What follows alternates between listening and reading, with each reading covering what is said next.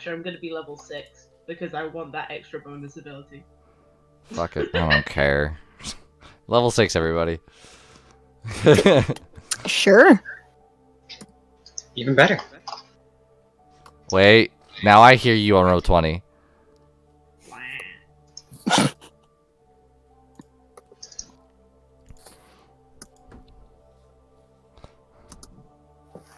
So wait, we're doing level 6 now? Yes, and we're live. Could somebody check the stream, please? I am ready I'm for on the it. stream. It should be coming up soon. I'm so it's not live ready for this. now. It's still the same title, but... It always will until it actually ends. Mm. Yeah, the levels sound good. Hey, cool. That's finally happening. Yee. Okay, so hi everybody, welcome to FAF! Where we decide to play D&D, and who knows what's about to happen because I don't understand these people nearly as much as I should. But yeah, sadly we are missing our Arabella, aka forget what Allie goes by, but yeah, Allie. Thanks for joining us tonight. We greatly appreciate it. I don't like what's playing right now. It doesn't fit my speech. There we go. Yeah. Ooh, tango. Let's do it. But yeah, tonight's going to be fun. It's going to be interesting. I'm totally not stressed out. And let's go ahead and get into some character introduction, starting with our good old little Aeromad. Hey everyone, I'm Aramed Serona, the 15-year-old human cleric. Yeah, I forgot to say my own name, but to be honest, I'm not that important. My character is.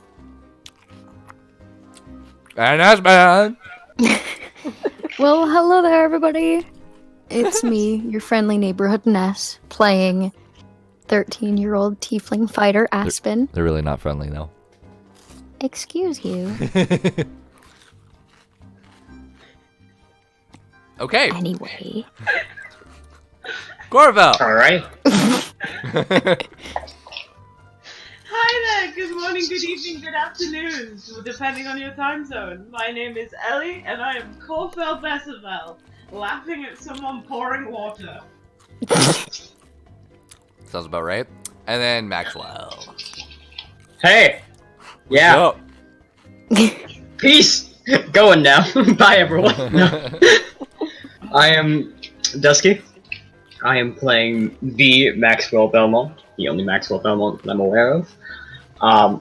He is a warlock, and he is the main healer of this party so far. Ha!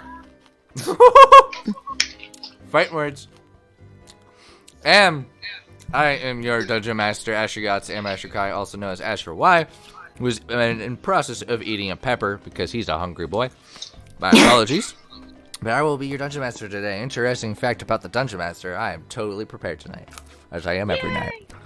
So, orange and yellow peppers are absolutely delicious, and I highly recommend eating them raw, because good. But, we're going to get into our recap by our fabulous and wonderful Ray. And I would like to ask what type of music you would like. Surprise me.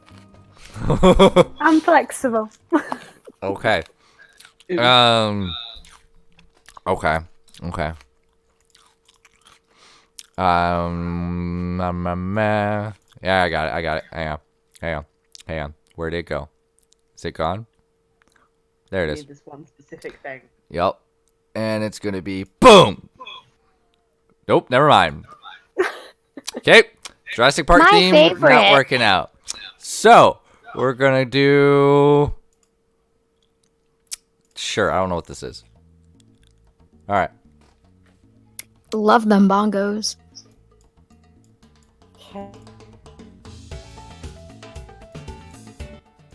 Okay. Brilliant music choice, DM. Yeah. Okay. I know. so I'm the DM. recap. Is it a bird? Is it a plane? No, it's Aspen surfing a dead body. A body that is being magically pulled to an unknown destination by the silver strings on the bootleg Pinocchio. As Aspen is cruising down the cobblestones, the party bumps into a terrified woman and her daughter. Aspen stands a little taller in pride, and Besserfell pokes Maxwell for some bizarre reason. The surfing does not end there yet, folks. The party are led to a rundown poor area, specifically a square building with only one door. Besserfell can testify to that. Everybody enters to see Ahmed lying on the floor. Unsure as to what to do with their friend, the party decide to play Dolly and make Ahmed shoot a fireball at them. As talks start, Ahmed somehow gets up and walks into the next room and lies down again. And thus begins the haunted house of fun and games. Room to room, our heroes are faced with challenges and so-called games that are all of which are played, and we meet the man behind the mask. Or maybe the big-ass confused puppet in the ceiling, who, by the way, sounds uncharacteristically malevolent. And for playing the Big Puppets game, we are gifted another card from the deck of many things, or a deck of many things, or a deck. Our total of those is now up to 2. This causes the puppet to be pulled back into the ceiling and destroyed, while a voice tells us to enjoy the show. And all these little chickens run far, far away to a pub called the Little Lich. And that's where we ended our session. All of these events came to light with the help of Mr. Kevin MacLeod and simply Tim. That's the only name we know for him. Their amazing sounds, music, and audio can be found at incomtech.com and tabletopaudio.com. Thanks, guys, for allowing us to use your works, and be sure to check them out. Now, back to the DM. Yay! I freaking loved it. Oh my gosh. It was so short, but so perfect. I tried to make it shorter than last time. Oh my gosh, that's hilarious. I didn't get to finish my pepper, so I was laughing. Why? I need my food. Oh my gosh. Okay, well, there goes my freaking digestive system. You don't need that. No, never. Not at all. What's that thing? Ow, my chest hurts now. I have a pepper stuck there because I swallowed it while I was laughing. Ooh. The little water can't handle. Mm-hmm. Why not both? Alright, give me a second. Okay, I'm back. Alright. So, yeah, we're, where we left off is we were taking a long rest. So, all your guys' stuff and Steph are back at 100. There is no Maxine. Sadly, for Aspen. I'm sorry. I know you were digging it. Excuse you? I'm 13? Yep. And it's called fantasy. That's normal. You know what? Brits. So, let's get some... I'm just going to throw you down. Brits at that point. You're welcome. I don't know. I'm in a weird mood. Welcome to my every mood. Oh, I forgot to plug my fan in. I'm going to sweat balls. All right, here we go. So, too happy of music. No. Let's go ahead and just do that. Nope. Okay, here we go.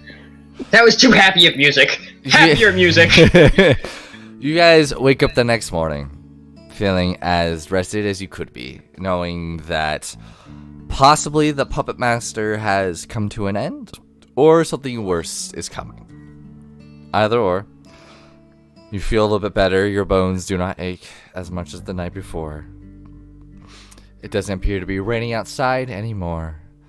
There appear to be you can hear some clanging of pots, pans, and some dishes outside the doorway of the hallway. You assume it's the kitchen, and it appears to be a little bit more busier this morning. What would you all like to do? Who keeps banging and clanging things? Yeah, Aspen kind of just like puts his hands angrily over his ears and stuffs his face further into the pillow. I just want to sleep.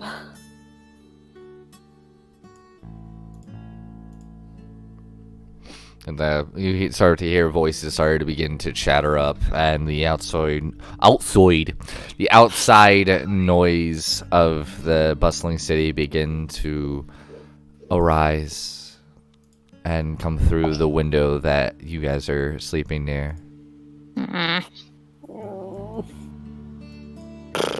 Maxwell will get up and start getting ready for the day. Another day, another time to go show himself off. I hate you. Aspen, if you're scared of people to be quiet, I'll be eternally grateful. Aspen just sleepily sits up, like not even his eyes are open, and he just kind of leans out the window and does a very, very, very soft grr and just flops back down. A bird has now come into the window and landed, and you hear as it just begins to tap on the glass. Aspen's gonna run over and slap his hand on the glass. Make a strength check. No. This is not hard. I know, but you're half asleep, so you don't know your own strength. God damn it. Please don't roll good. Nat 20. Not only God damn it! do you hit the window, your hand goes straight through it. But not only does it go through it, you take the entire window frame off the hinges, through it, and you just see the bird just sit there, and then a poof of feathers freaking pop as you just punch this window off its frame into the bird, out into the street, and fly into the next building. You just hear poof. Ah! Where did that come from? I don't know. What was that? It looked like a window! Just very guiltily just starts backing up with his hands in the air. As people begin to start looking around, it was just like, What what did was you that? do? The fuck was that? It was like a window! I can't be What? That's a window. That's a window, right? Who hit you with a window? What'd I you hear do? this? Yeah, you just hear this. You guys, Best Corfel, Arabella, and Maxwell, you all just hear this in the outside your window of just all this racket. I'm just like, what'd you do to them? I didn't do anything to anybody. A window just came flying out of someplace. Well, was it a window from God telling you need to go back to church? Yeah. He's just like looking up. That's the point where Corfel like actually scoffs and just keeps his breath to himself. But just the fact that they're there, like, is this a window from God? They're in a holy city. Oh my gosh. Okay. That's a great way to start the morning. Aspen, what did Yeah. you do now? And now, Aramin, you start feeling a breeze actually blowing into the room much more. And like Jeez, some shut dust. the window. There isn't one anymore. That's when, like, you just see her eyes open and she just sits up. What? And Aspen What kind of did just you like do? he's kind of like a dog that's in trouble. Like his ears go down and he kind of just sits in the corner and tries not to look at you. You will literally just see her, like, get up, keep the quilt wrapped around her, pick up her bag, leave the room, and she goes to the other room that they, like, bought. Yep. With Maxwell? Maxwell, Corfel, and Arabella. Literally just go in there and I just flop the door down on the bed. Maxwell? Shouldn't Yes. It Oh. would be, yeah. Okay, Oh, so yeah. you try to enter in and the door doesn't open. Let me in. be. Who is it? Who do you think? Mr. Popcorn? Do I sound like Mr. Popcorn? Let me in. I'm just gonna sit there. I swear to God, if you don't let me in, I will kick this door down. I would like to see that, actually. Go for it, add more to our bill. Just open the door. I'll lock the door. You hear the doorknob jingle a bit from the lock. I go to open the door again. Yep. I just walk in. You literally see her holding a quilt and her bag. She drops the bag in a corner and it just flops down on the bed. Is everything okay there? It was cold in our room. Aspen somehow was able to get the window to not be where the window is. That explains why people were yelling about a window. Yeah. I just want to sleep.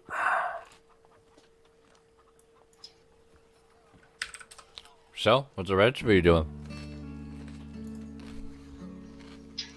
I'm gonna make myself seen in the front, like by the bar. So What? it's like, oh, I wasn't the thing that did the window. I'm by the bar. All right, you make your way out and you sit by the bar. The same freckled face young girl, the brown with the brunette hair, comes over. She goes, "Good morning. What can I get for you?" Just a water for now. We'll be fine, thank you. Absolutely, honey. And she just goes back a couple of moments later, comes back with a clay cup and just sets it in front of you. Anything else, just holler. Shall do. I'll take a seat next to Corfell and open up my bottle of alcohol that I got the day before.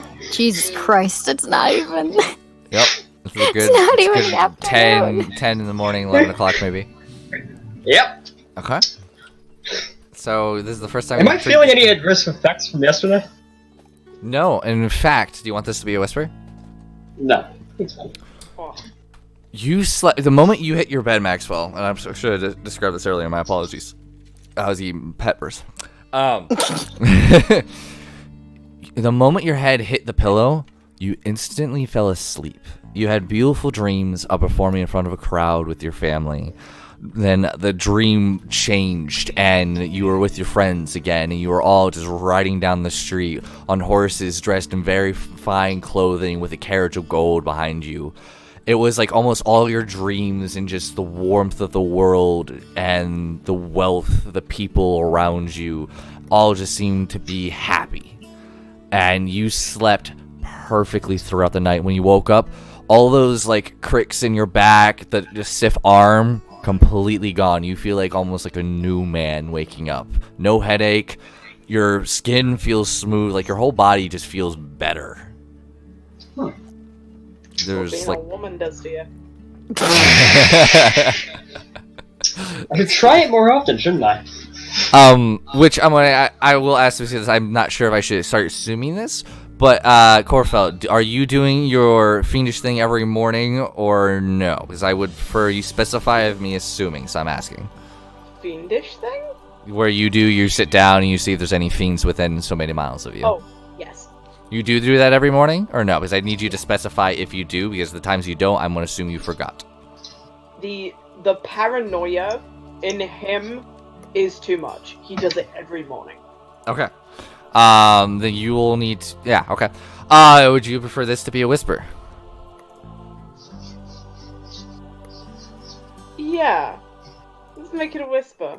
Okay, go ahead and head to the whisper room, and I will be there momentarily. Because I can't find the stuff I need. Pay my butt. Oh, Hi. Why Okay. hell like that? I don't Come know. here often. Yeah, a lot. Way too much. I'm trying to find it. Did I lose that playlist? Huh. Well, this is going to have to do. So, upon waking up, you do wake up much earlier. A little bit earlier than the rest of them, but as you kind of putz around, do your stuff as you normally do. As everyone begins to wake up, I feel like you time it that by the time you're done with this, they've awoke. Yeah, I don't want them looking at me while I do this. Exactly. I feel it's one of those things where it's like, okay, they're going to be up in another 30 minutes. I'm going to do it now, so when I'm done, they'll be up. Yeah. So you sit down and you begin to focus and you begin to use your elvish and ranger presence to feel out into the ether itself, almost like dream walking, if you will. And you just begin to cast out your presence and you begin to just feel the city around you, and you automatically feel just darkness covering this area. Not exactly fiendish, but it's not fiendish either or devilish. It's just an overwhelming cast of the under, if that makes sense, of the dark itself. Spreading out your distance, you don't catch anything. There's nothing that kind of beeps. Nothing really goes off your radar. And you begin to come towards the end of it, and as everybody begins to sort of awake, all of a sudden you do feel an instant presence of a very, very large fiend in the room with you. So my guess is from yesterday are correct, and something is now manifesting in Aspen. Oh, Up to you, but it was in your bedroom when you woke up, so Aspen wasn't in your room. So this has happened no, when in you did in our- your room. wait, in our room. So yeah, so if you want to retcon, you go into the bar. That's perfectly okay. Because this is why I forgot. I didn't want to assume, but I'm like, oh, I'm gonna ask just in case. So in your room, there's an incredibly powerful fiendish presence in your room.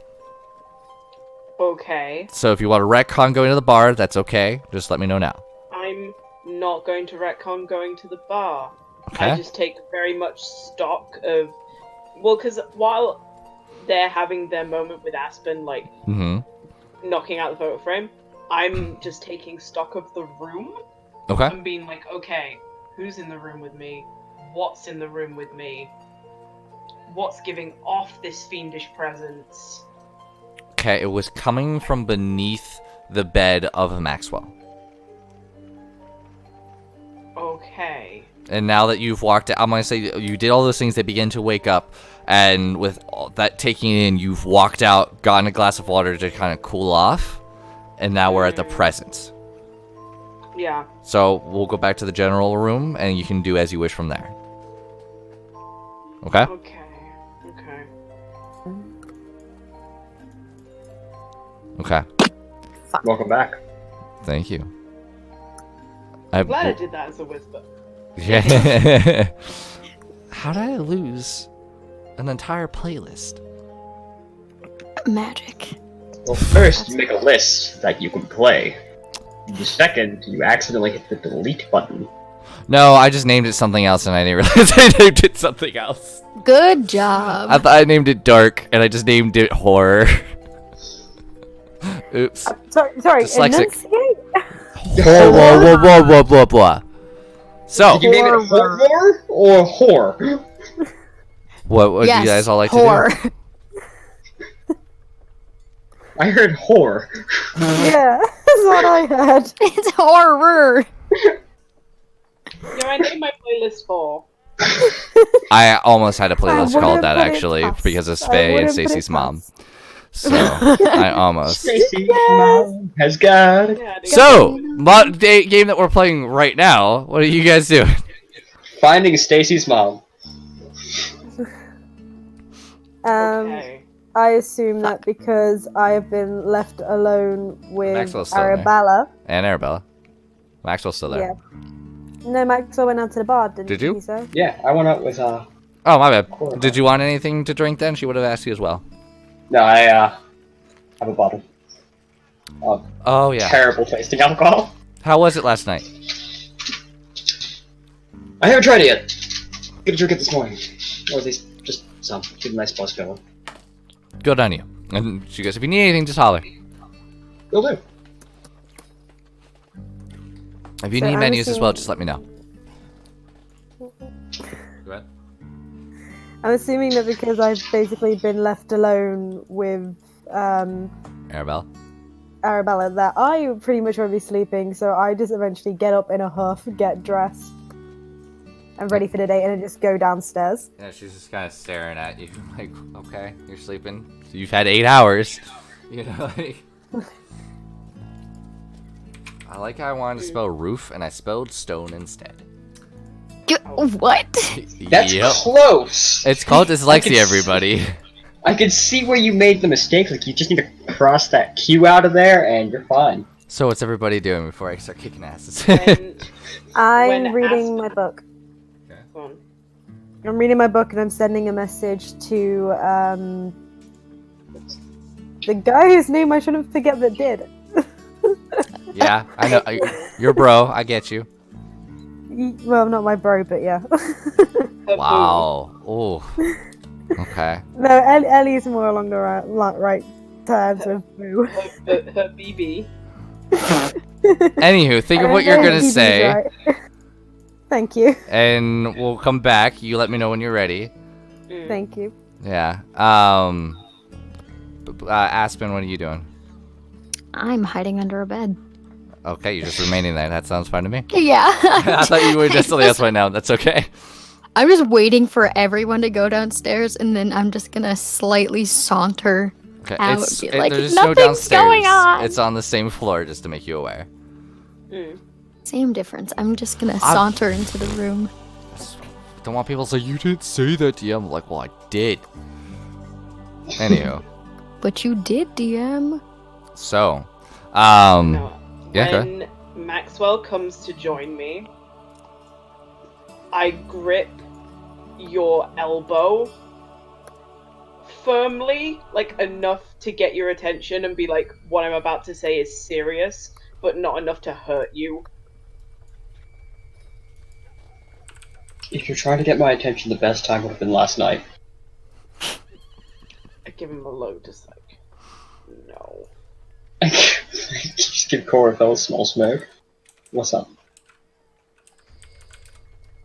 I'm aware that you, as a person, would rather joke and be frivolous, and that's fair enough. That's your personality. But I have an ability to sense fiendish presences, and there was one underneath your bed this morning. We were sleeping with Arabella. Oh my god! Under the bed, not on the bed. Something is stalking you. You can joke, and that's fine. That's your way of dealing with it, but you need to know. Now, I'll obviously be keeping an eye on it, because I can. But you need to also be vigilant. Alright. Happy tips on catching these things? The presence I felt, you don't catch, you run. More reasons why we should just leave this town. Sooner. Sooner rather than later. How many more days until your armor's done? DM, how many days until my arm is done? You guys have been about 3 more here, so it'll be between 3 to 4 more days. And I kind of like groan. I was like, oh, half a week. Can you show me where the blacksmith is? Maybe I could help speed that process along. I know you went alone last time. Mm. And this town does have a whole bias, I guess I should say. But now Kofel does smile at that. It's like bias. It's like, ah, yes. Yes, that would be helpful. And the sooner we can get out of here, the sooner we can start walking again. Should we stay to deal with the puppet master, though? Well, we might as well while we're here. 2 birds, 1 stone and all that. Although that's a question. Who were you talking to yesterday? What do you mean? When you came and joined me at the amphitheater before the show, Aspen came up to me and said that you were having full-blown conversations with people that weren't there. Only you could see them. The little girl, I believe her name was Sid something? I didn't really catch the name. She wasn't there? No. It was a crowded street. Are we sure there wasn't just somebody in the way? Considering neither I nor Aspen saw anyone, and you were literally talking to thin air, and Lily didn't see who you were talking to either. Is this true, Lily? Mm-hmm. You couldn't have told me this before, Lily? You didn't ask. It is fair. Okay. I'm wondering if you seeing people is linked. I'm Maybe. wondering if something happened that has made you now a target. Not that any of us want you to be one.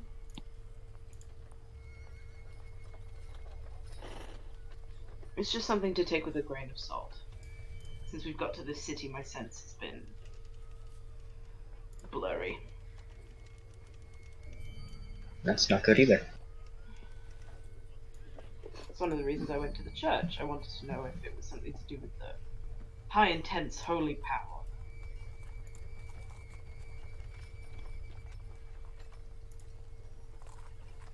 But no, it's just... I care. We care. We don't want you to die. And I'd rather not have to deal with a greater demon. Understandable. Understandable. It's nice to know that you care. With a little bit of an eye roll, like, contrary to popular belief, I do care about all of you. Bassie's showing emotion.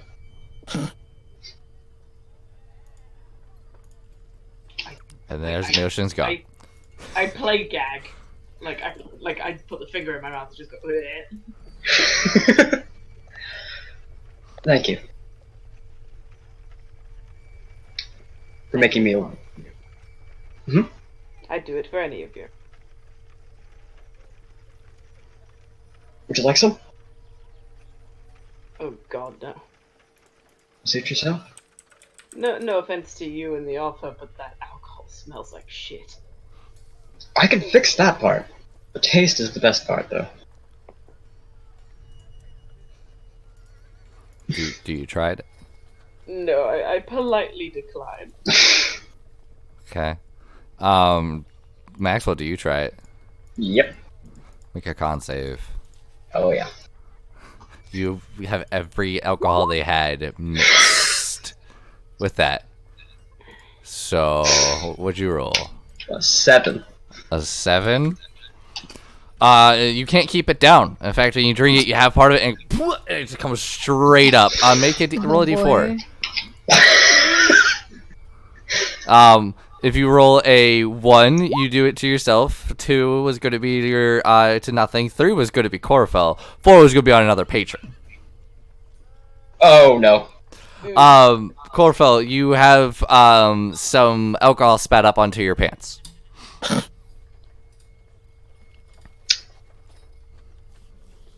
It's also Maxwell couldn't keep it down. Yeah.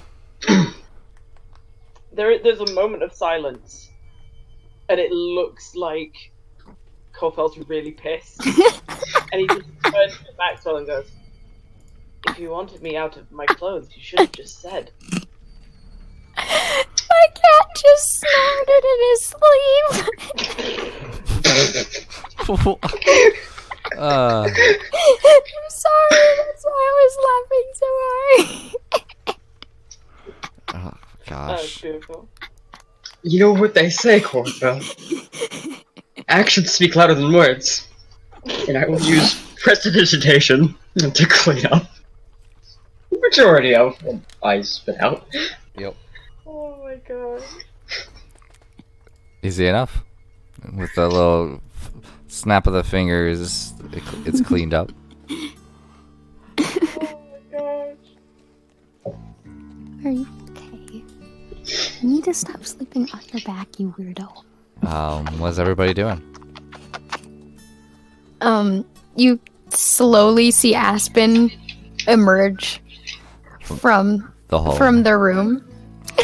After a few moments, yeah, you see a room crowded with people. There's much more people actually here than any of the other days you have actually been here. Appears it might be equivalency of what would be a weekend. Many more patrons in here. All the tables are absolutely filled. The bar only has a few spots as is. All of them are humans. From different shapes, sizes, genders, everything. I'm not going to describe every single patron in here. But you do see the same freckled brunette behind the counter. Kind of looks over. She gives you a wave. It's like, anything I can get you, honey? Just some water would be fantastic. Thank you. You folks don't eat breakfast. That's all right. I'll get it. Just come on over here. She slaps like in front on the counter, like where there's an empty seat. He kind of like blushes a little bit, and he's like, "Okay." He's kind of just like, I don't know if I should sit here. He does it anyways. Just a little nervously. Yeah. After a moment, a cup that is made of clay gets set out, and there's some water in there. She goes, "There you go, honey. If you need anything else on our menu, just give me a holler." Thank you, miss. She kind of smiles, and the freckles again are adorned like across her nose and her cheeks. And when she smiles, they all kind of crinkle up a little bit. And she again does like the closed-eyed smile, and goes back to what she was doing. Oh. Just nervously sips my water.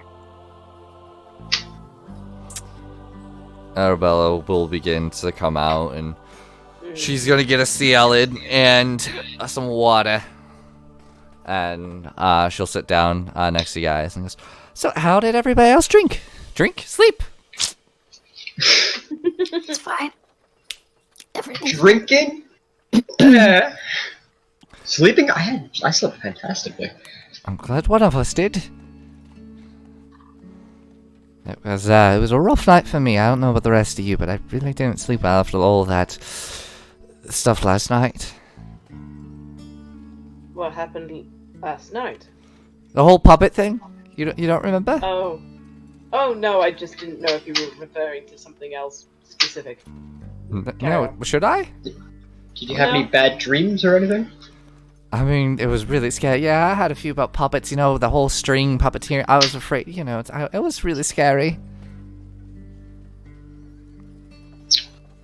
So what do we have planned today? Are we leaving?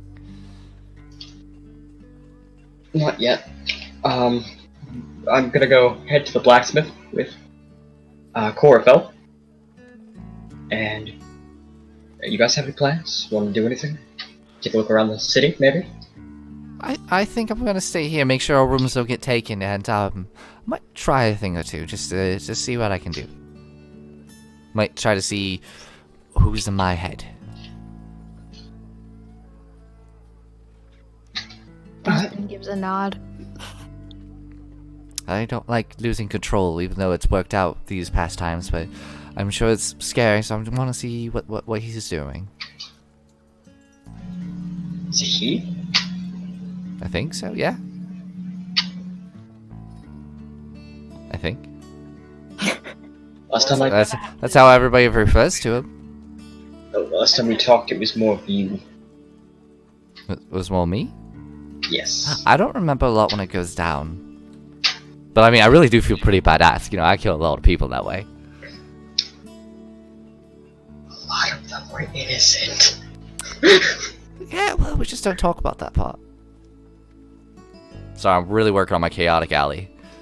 Chaotic alley. Is this a new alignment? Yep. Oh, it's not an alignment. It's a monster. Sorry, Allie. Obvio. Oh my gosh. So, what are y'all doing? Well, I was sending a message and then gonna read for a bit, depending on how the message goes. All right. What is said message? It is. Where's that post-it note gone? Oh my gosh. Lennis, it's me. Are you there? Are you okay? Please tell me that you're alive. I need to know that you're still alive. Please talk. It's a lot of questions. Okay. Would you like me to copy and paste it? Yeah, do that real fast for me. It's like, okay, sweet. This is me. There. You okay? Please, alive. Okay. I'm here. Yeah, I'm alive. I'm just. It's really hot. Are you okay? I can't do this spell a lot. I'm sorry. You do get another sending back. Oh, so we didn't use... No, you can reply with sending for free. Yeah, so... Oh, how many? He just did that. Yeah, he's replying. Yeah, that was his reply, and now he's sending you sending. Okay. Oh, okay. So he's recasting the spell. Oh, okay.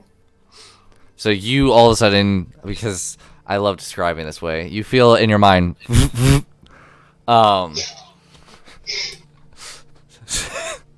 pager's going off. Pretty much. Sorry, one of my other players had a sending stone, and every time I walk, went. So that phone just always goes off as a Love that. vibration now. It's so fun. So you hear the. And you go ahead and you kind of listen to it, and your eyes slightly roll back a little bit, and you begin to hear his voice again. I think I'm in a desert. It's hot. I made some friends, but I'm not sure if they're good people. I think they are. Have you made any friends? And the book? What is it? What is it? I'm okay. Made friends in a town called the name of the town.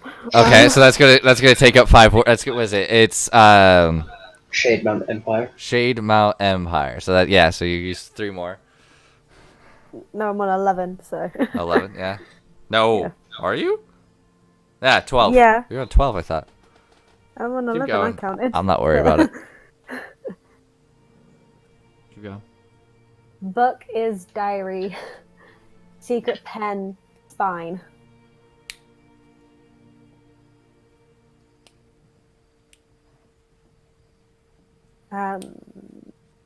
Can't cast much either.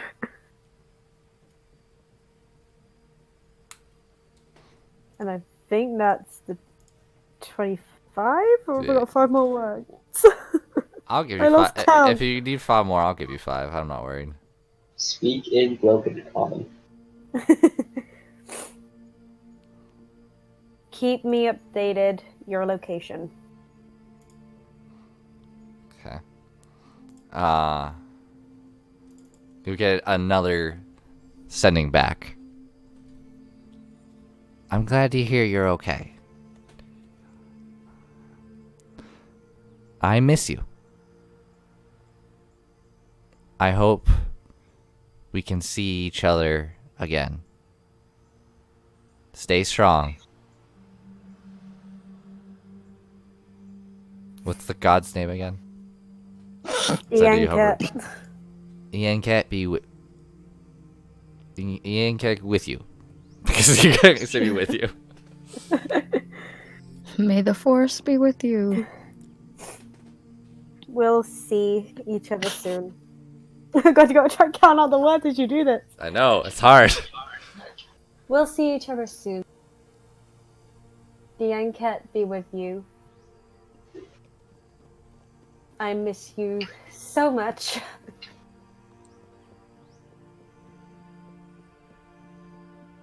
Please stay safe.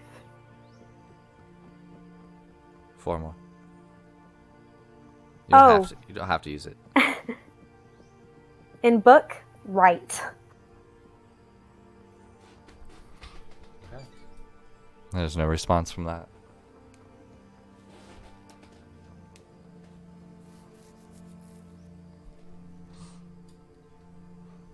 Begin to.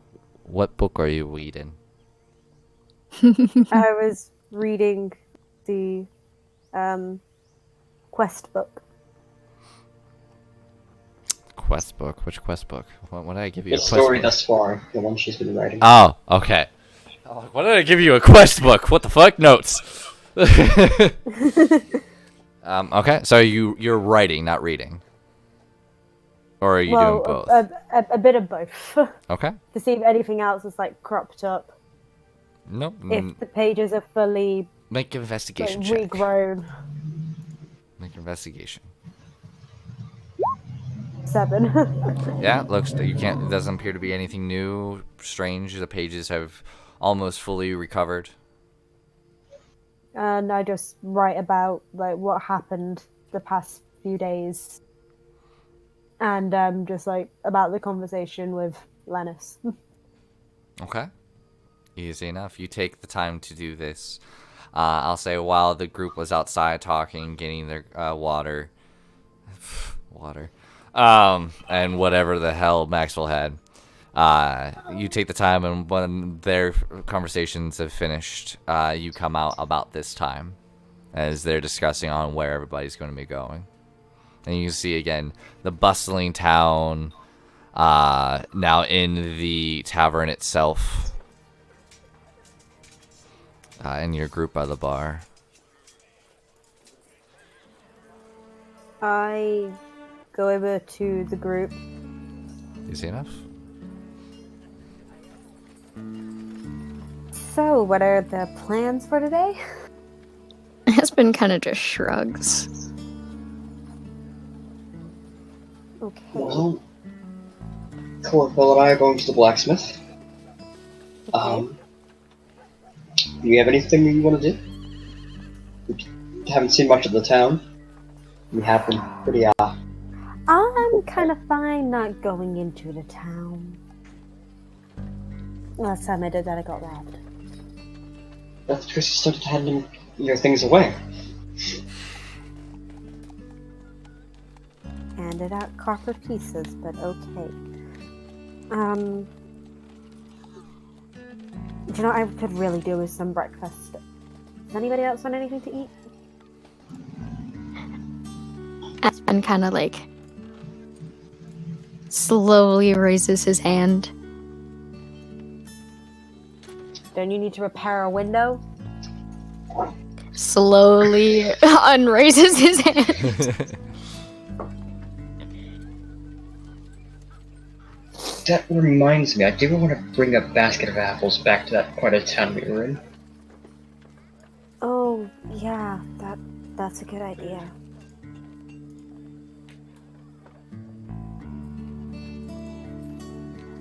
Did we know the barmaid's name?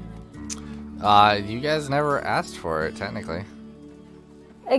Excuse me, Miss? barmaid whose name I really should know by now, but I don't. You guys are staying at the Little Lich, correct? Yes. Yes. Oh, it's fine, darling. My name's Sandra. Sandra. I have a coworker named Sandra.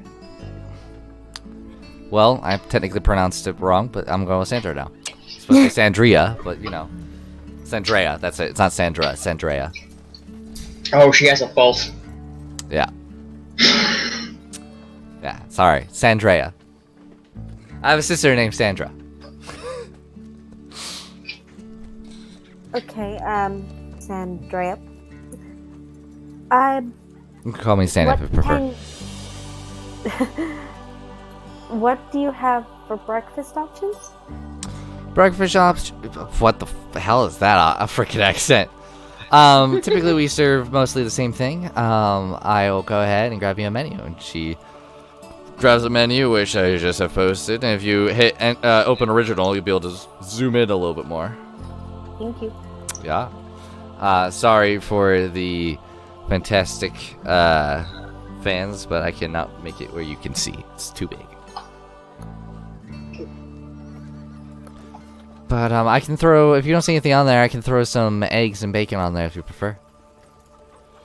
Eggs and bacon would be fantastic, please.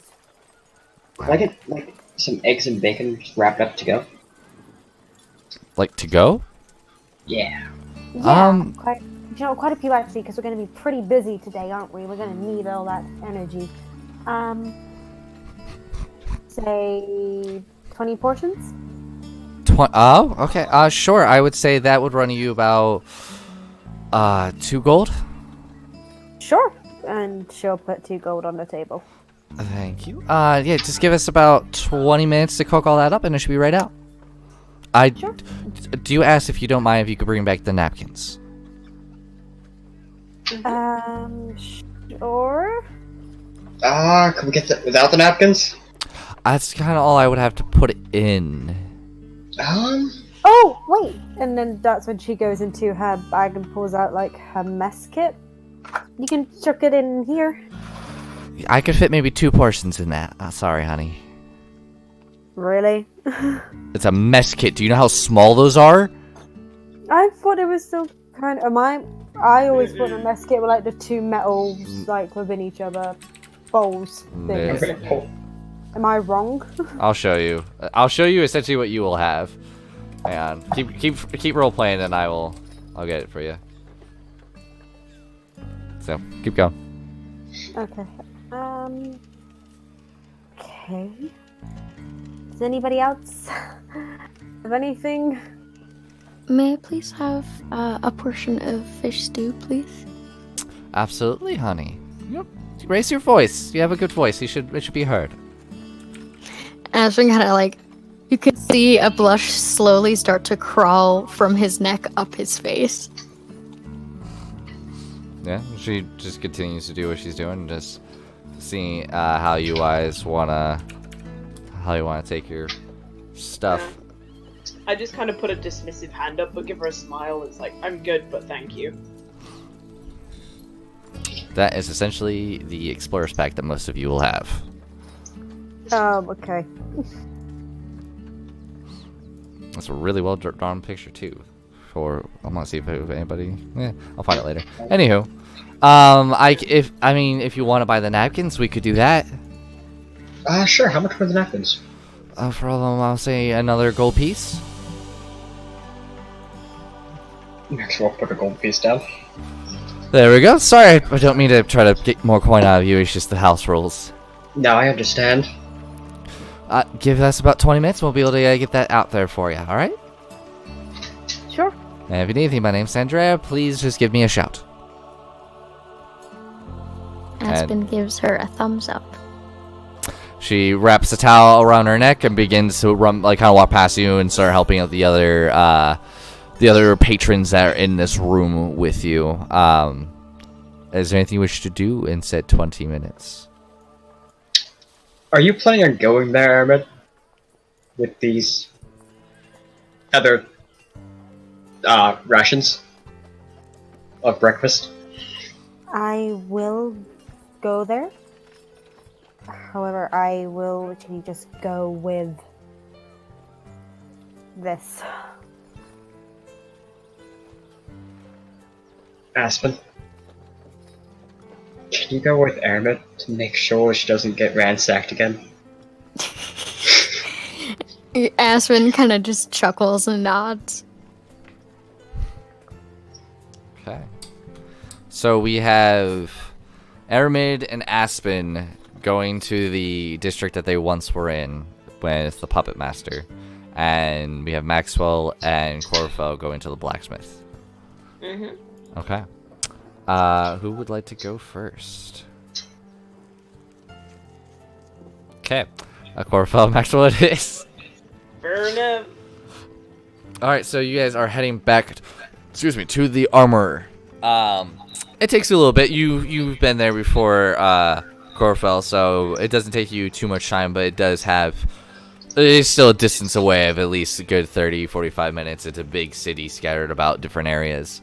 Walking up, it's the same, just standard stone square building, only one story. You can see there are two doors, one where appears to be the blacksmith side itself, and then more of the shop. You again head to the left door where you once were, and up you hear the saying "kshing, kshing, kshing" of the hammer versus steel hitting more weapon. As you kind of hear coming in, I was like, "Hey, hold up! I'll be there in a moment." Take your time. Any kind. And another 10 minutes go by as you hear the clanging of metal, until finally this man comes back and see receding hairline, a bit gray in hair, some wrinkles, wearing that leather apron. He kind of goes like, "It's the pointy ears one again. You first, sir. What can I do for you?" I'm actually here for my friend here. Friend? Yeah. Looks. She's had my back in a few fights now. Really reliable. At least elves are good for something other than being pulpless bitches. Excuse me, sir. I was curious to see how long it might take for their armor to be done. Armor. Hang on. And he goes and grabs a ledger and begins to flip through a bunch of pages. He goes, And I haven't started on that one. It's still gonna take about 4 days. Got a lot of orders ahead of that. Any way we could speed that up a bit? He kind of looks, and he's like, "Well, I got some of the nobles ahead, but you could do it for more coin." Sure. Well, What do you need it by? As soon as possible. I'm sorry, I wasn't talking to you. How soon do you need it by? As soon as it can be done would be fantastic. I don't want you to push past the nobles, though. Well, they're not exactly nobles. They can wait. Say for another 200, it could be done tomorrow, maybe day after.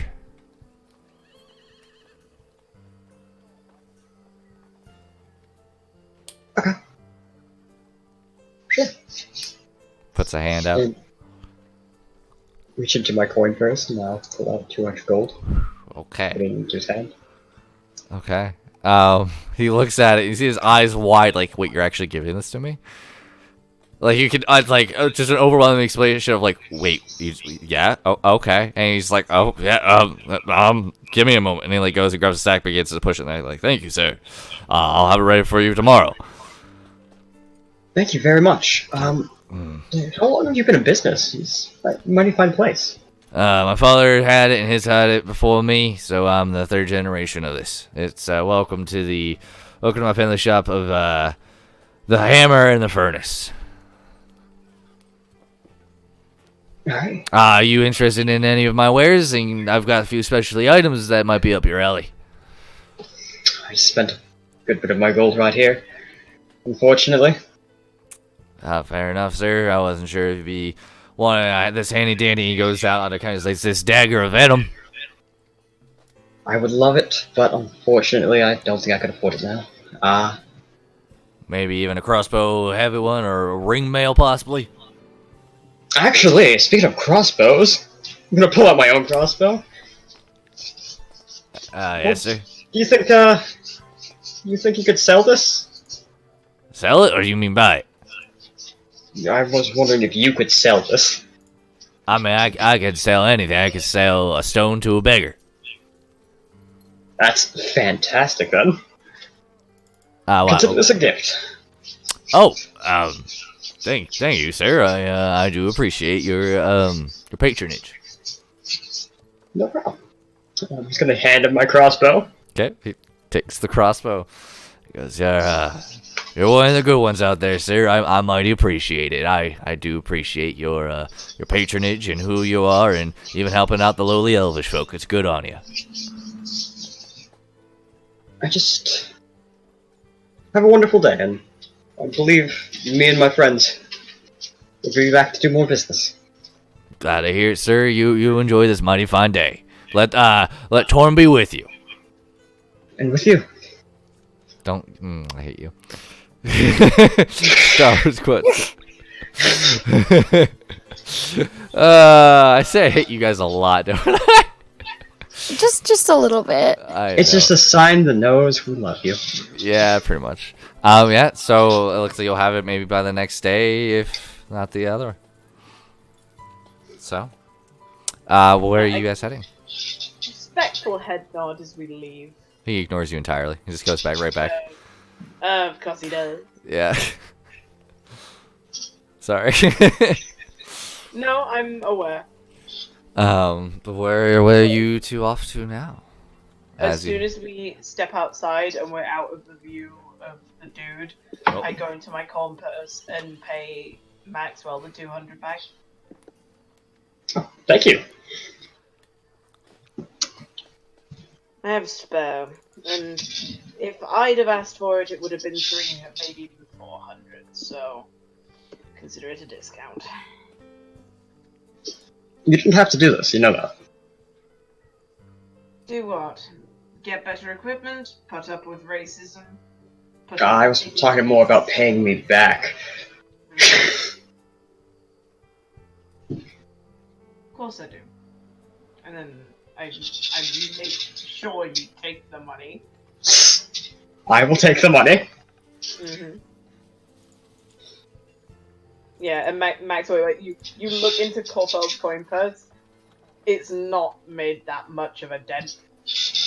I have quite a bit more. Staring into people's coin purses now.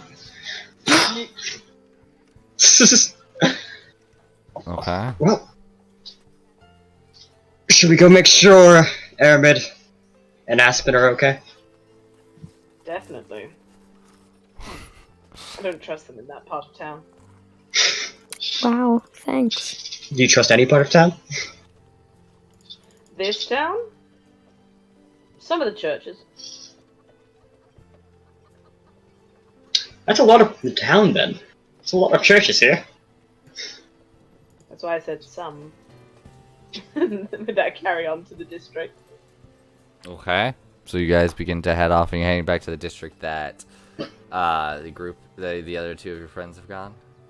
Yes. Mm-hmm. Okay. So the other two of you, let me go ahead and switch the said music, and boom. Okay. As you guys begin to head out, both Aramid and Aspen make a perception check. A what check? Oh boy, perception. Perception. Okay, Come on. 23. Show off. All right. I got an 18. Okay.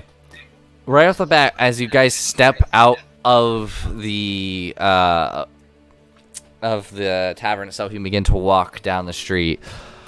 Aspen, you're getting a lot of looks. Of course I might. But it wasn't looks like you originally got. These are now looks of pure fear. As children begin to kind of scurry off, men are kind of looking by, women are kind of trying to avoid your gaze as you kind of walk past.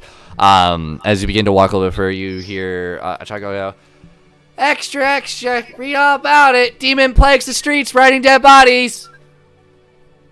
And Aspen kind of just stops in its tracks and is like, "What?" You what? Lock up the doors, barge your doors, put magical reinforcements, go to the church. I'm gonna cough. Don't let your children out past dark. He'll kill them and ride them like a surfboard. Read all about it. Aspen kind of just looks to the person and kind of like raises an eyebrow. I look to you. I put my hand up and this goes, "Stay there." And I go over to the kid. Okay, just read all about it. You want to buy 5 silver? I'm more interested in... Fine, 2 silver. I'm running a business, lady. Either you buy I something, know, you walk away. I know, but Or you show me something other than gold. Is What? this really true? I don't know. Is it true? I don't feel any heavier. Nor do I have anything to fantasize about tonight, so I need one or the other. You Asher. to learn some manners, and I'm going to leave. Human City, everybody. And she does. And literally just does, like, come on, Aspen. Okay. I'm not wasting my time. I look to the kid and I stick my tongue out at him, kind of like, you know, the anime where thing where they pull down their eyelid and they're like, "Bleh." Okay. It's doing literally that, me. all of a sudden he goes, "The demons are-" I just begins to run. Aspen starts cackling. Aspen, you should have done that. Torm, help me! And I stuck my tongue out at him. I'm sorry if that's such a terrifying sight. It is when your tongue is forked. You know what? Kind of crosses his arms and playfully, like, hip bumps you. Fine then. That's the most You're anything flirtatious but scary Aspen has for me. ever done in my entire life. What has happened? I'm sorry, what? Nothing. Continue. Keep going. Keep going. Ignore everything I just That's the said. most flirtatious thing that you've Shush! ever done in your life. I didn't say it was scary for me, but for people who don't know you or understand you, yeah, it's a little bit alarming. Aspen just sticks his tongue out and wiggles it at Airmed. Are you scared Oh, don't be so crass. Get moving. yet?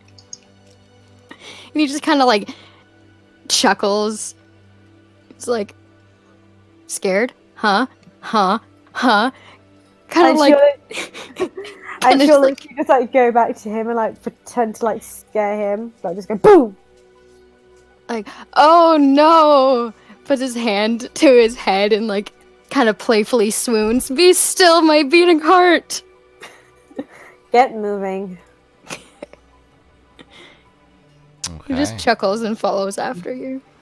And I will say Entermated with a 23.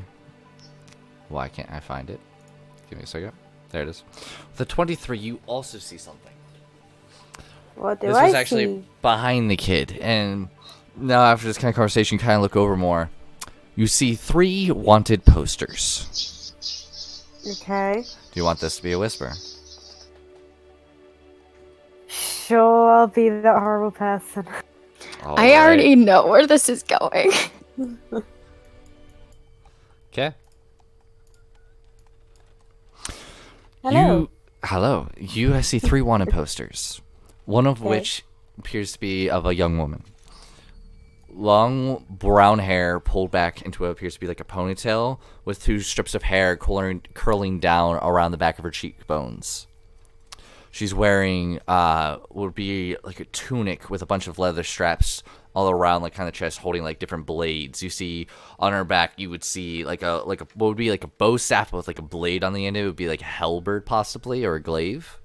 You can see in the face, appear to be young, very young, either late teens, maybe early 20s. Next to her, you see another young gentleman, very long flowing hair. Think of what would be like Flynn Rider from Tangled. Long flowing hair in the back with like a very poof up hair in the front that kind of cresses down part of his cheek with a beard going along his chin line and jaw line. Puffed up collared shirt with appears like a leather chest piece with a kind of a rapier at his hilt. And next to him, yeah, go ahead. That's Aspen's parents. Isn't it? Those are the 2 that were with Aspen, and next to them you see Aspen, horns, evil, like a very demonish form of what would be Aspen, but still quite a likening. But you can see they've definitely added some demonishness. You see 3 of them wanted, and it says dead or alive. Okay. So I'm gonna let's go ahead back to the main room. Okay.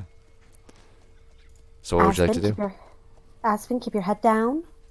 Do not cause any scenes.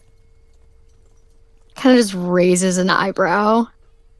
Just trust me. You do not want to be making scenes around here. He kind of looks a little bit offended.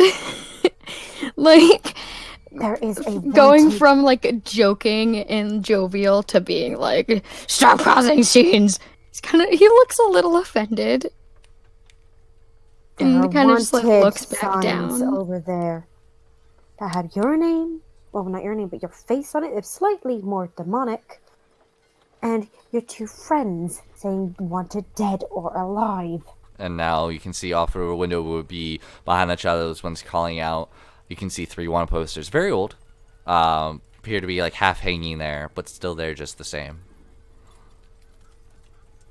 And you hear Aspen scoff. Do you want to explain yourself? He kind of looks at you. Don't look at me like that. I'm not looking at you like anything. Excuse me. Hold on. Let me finish.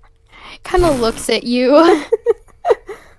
Kind of like he's a bit contemplative. You can see he has kind of like a furrow in his brow. You see a raised eyebrow.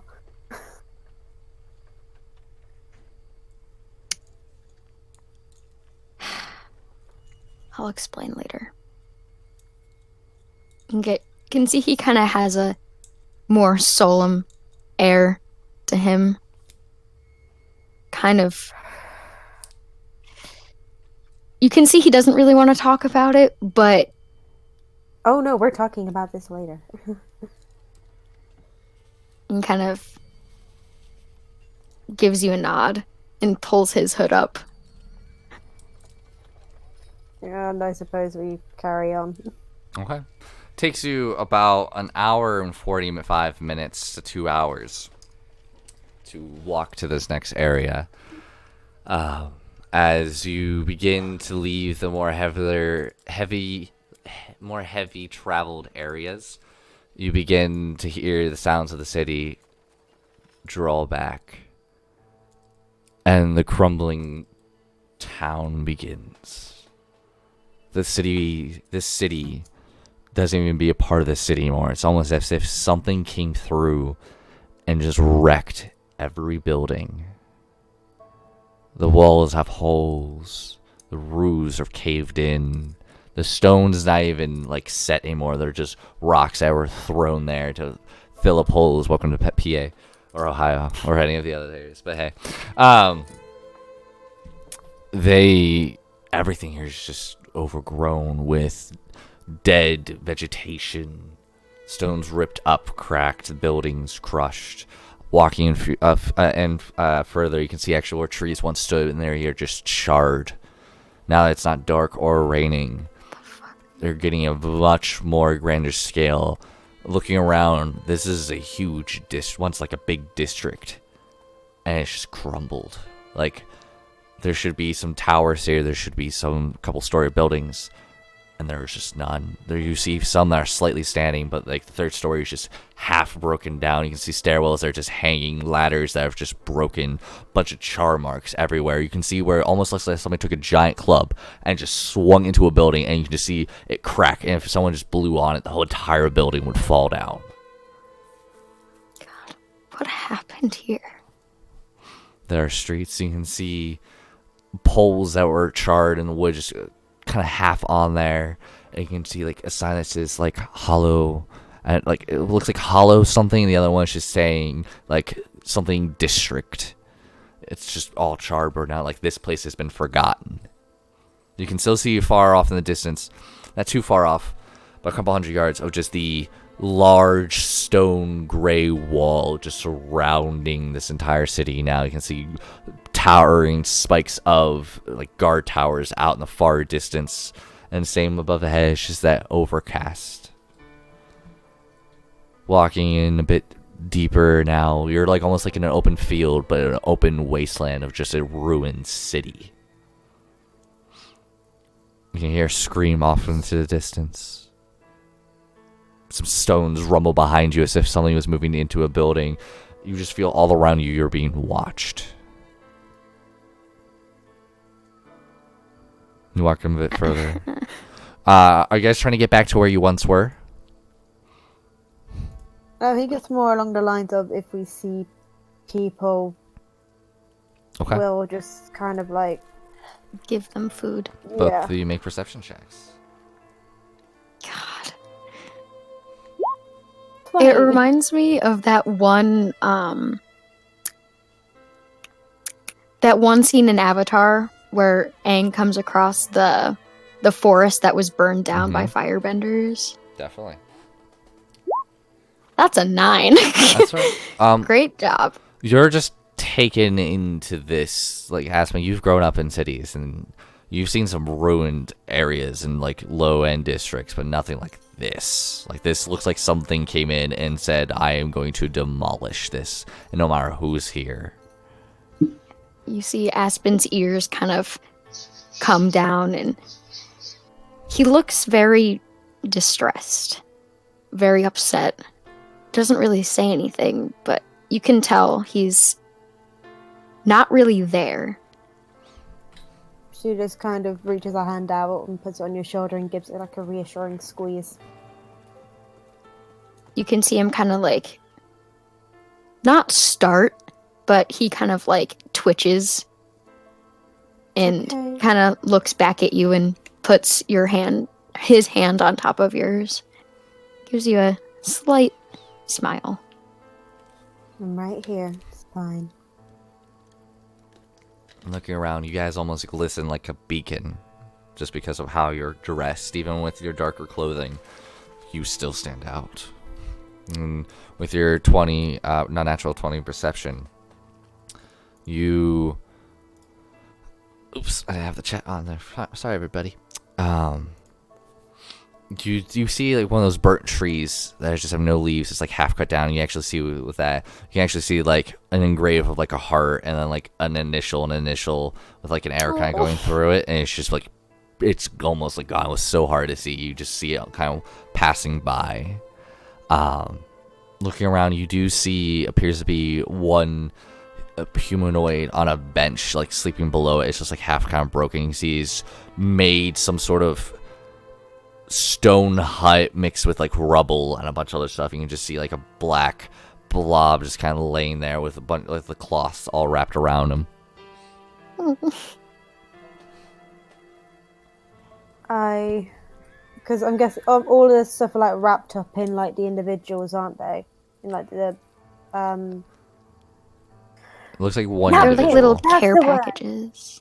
like napkins. They're all wrapped up in napkins. Each portion isn't it? Yes. Yeah. So I'm going to go over carefully with one and leave Aspen with like the others. Mm-hmm. And can I see if he's awake or not? Moving Can I tell if he's closer, alive? you would have to go up to them and like physically check them to see if they're alive. If you want to try doing that. Well, can I like see like the See if chest they're rising and breathing? falling? Sure, go ahead and make a perception check as you move closer. 29. Dang. That is a nat 19. Dang. The individual does appear to be alive, does appear to be male. Very dirty, bruised, beaten, just kind of wrapped up in whatever shards of cloth that they could find and just dumped over them. Appears to be not awake. They're not awake. Okay, No. then what I'll do is I'll carefully and quietly, so as not to disturb them, leave the food like near them, Mm-hmm. and then just carry on. Okay. You guys begin to walk. What's your passive perception, Airman? 20.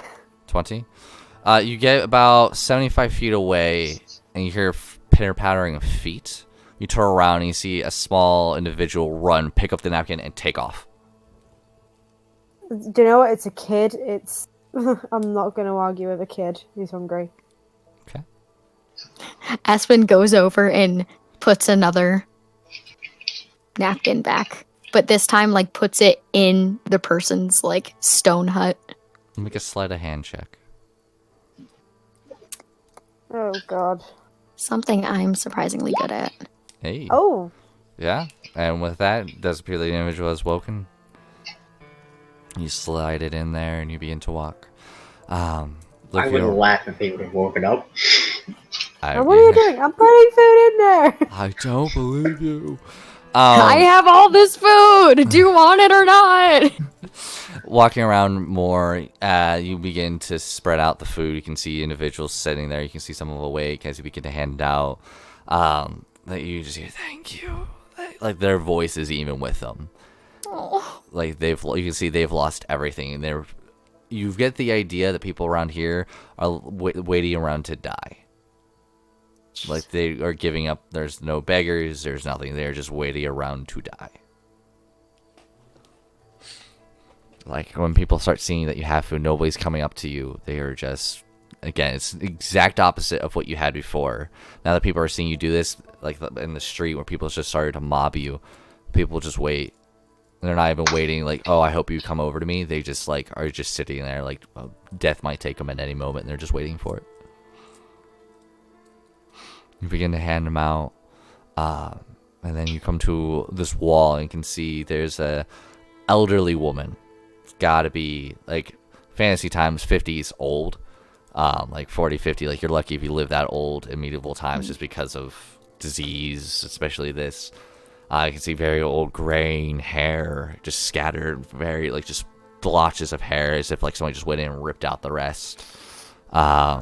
Just bruise of skin just from laying down on the ground, just dirt. You can see there's like she's kind of wearing what would be a very thin cotton sheet, like from a bed, and she just kind of wraps around her. She sees you all coming, and you hear it goes, "What are you doing?"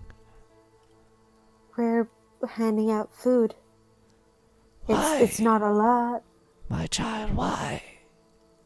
You are handing it out to dead. I'm handing it out to people. Oh, honey. Even if they're suffering, we can at least help make it that much more bearable. That's a sweet thought. Do you need any help to attending to these wounds? I'm a healer. Oh, honey, do not waste your talents on me. I appreciate it. I do not consider it a waste. If I've helped you. You can see as much of a smile her muscles could muster. And she goes, I appreciate you, my child, and the gods will bless you. My time is coming soon. I can feel it. Give it to one that's more in need of me. Just understand, this goes unseen by man, but does not go unseen by the gods.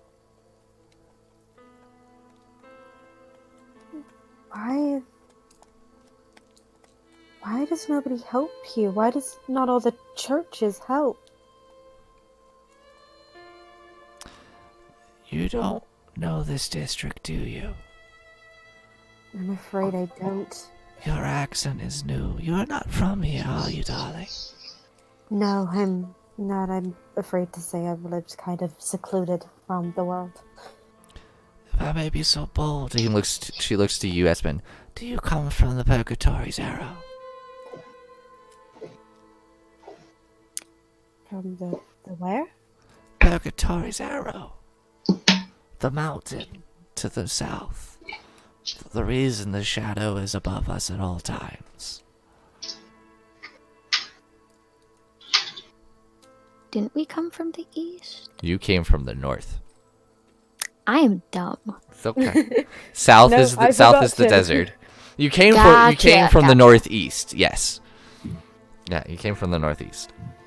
No, we came from the northeast, I believe. Aspen gives a small nod. Pardon myself, child. I do not mean to assume. No. It's This perfectly district fine. wasn't always named this. And you hear a distant horse like kind of neigh in the back. It's like you just hear these random sounds of like as if a horse was walking next to you, but there's no horse. You hear distant neigh, you hear screams, just these sounds that kind of echo here, and yet you don't see anything with the general vicinity. Yeah, as What soon are as the Aspen hears sounds? like the scream, his head like pops up and he's like searching. He has his hand like over his scabbard. Calm yourself, child. They are not here. They are the past dead. He looks at her with very sad eyes. You can still hear their screams from when they died. Oh gosh. This is the district of the dead. Why are you here? We are the dead. No, you're alive.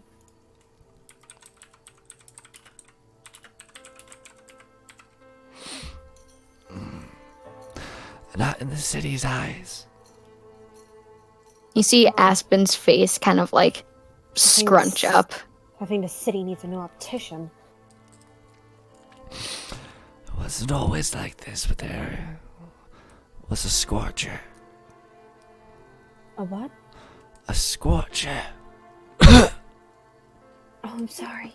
You can hear like just the dryness from her mouth. I take out like my water I was skin. just gonna do that. You see Aspen reach for it and Both of us just like reach and just hand the water skin. And she'll take it and begin to sip a little bit, and she hands it back. Keep it. Bless you, child.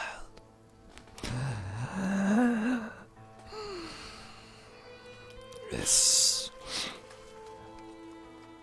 is my home.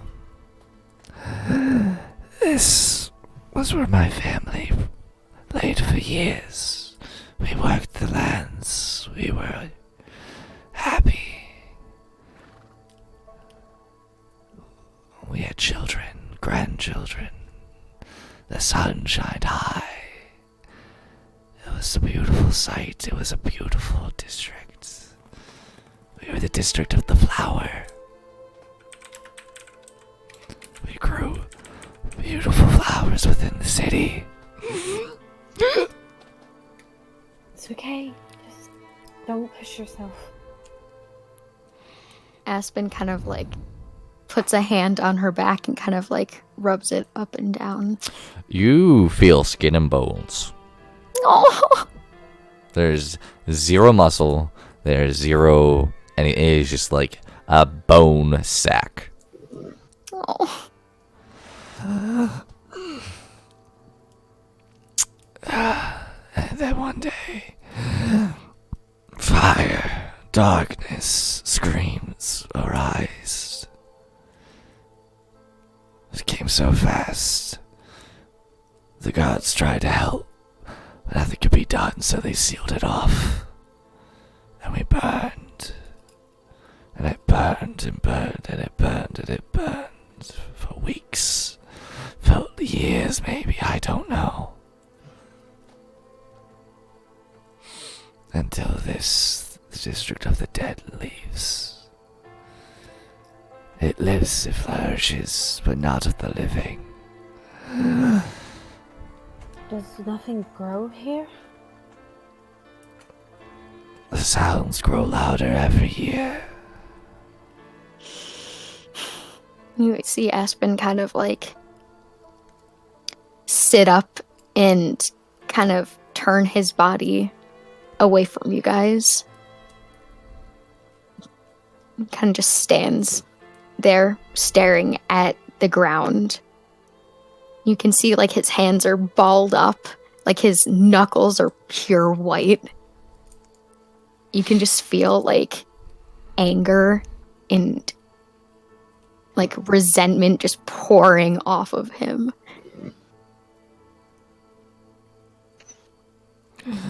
You remind me of my grandson. He turns and looks at both of you. And you see he has like unshed tears in his eyes. He's just so angry.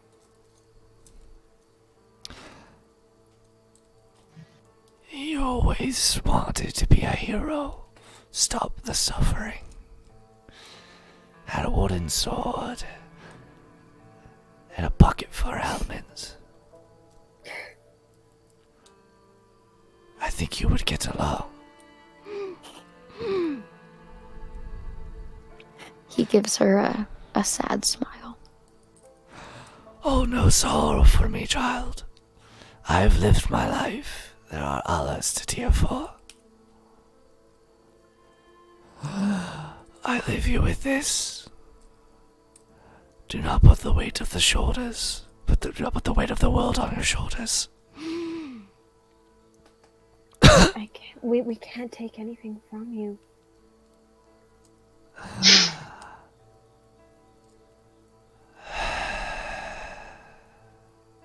And the last breath flows from her body as she just slumps.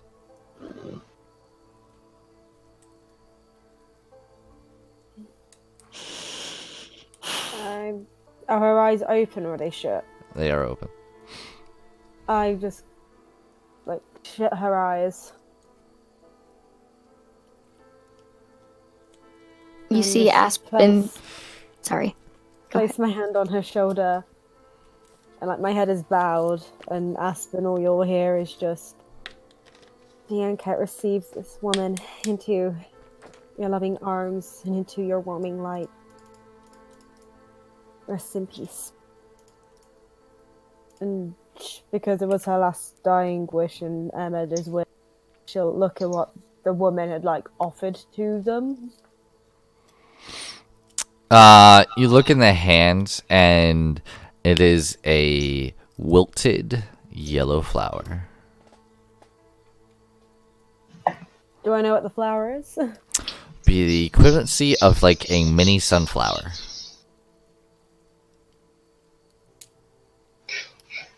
You see Aspen just kind of go over to one of the buildings, and he just fucking rears his arm back and fucking punches it as hard as he can. When I see you go to do that, I just run up to grab your arm so that you don't punch it. Well, fine then. Well, let me be dramatic. Okay. And you see he has like tears flowing down his cheeks. His eyes are fucking slits, and he's just he what's the word? He's heaving, like he's so angry. I know.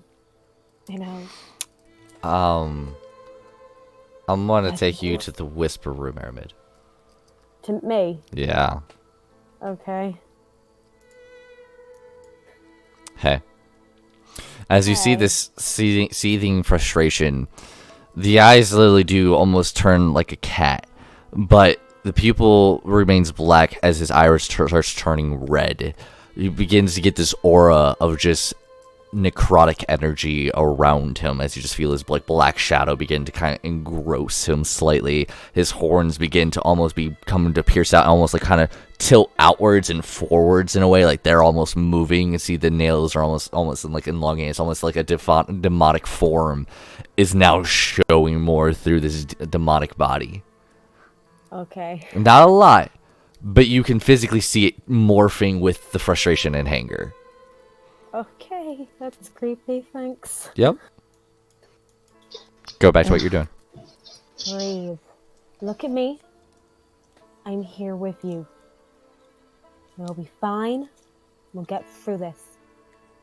But for now, there are still people who need our help. You see Aspen kind of just... He's still heaving, but his grip on... Like, he went from his lunge for, like, a punch. He's kind of receded back, and his hand is kind of gripping onto you. It's not so strong that it hurts, but you can tell that he's trying to come back to reality. Yeah. Look at me.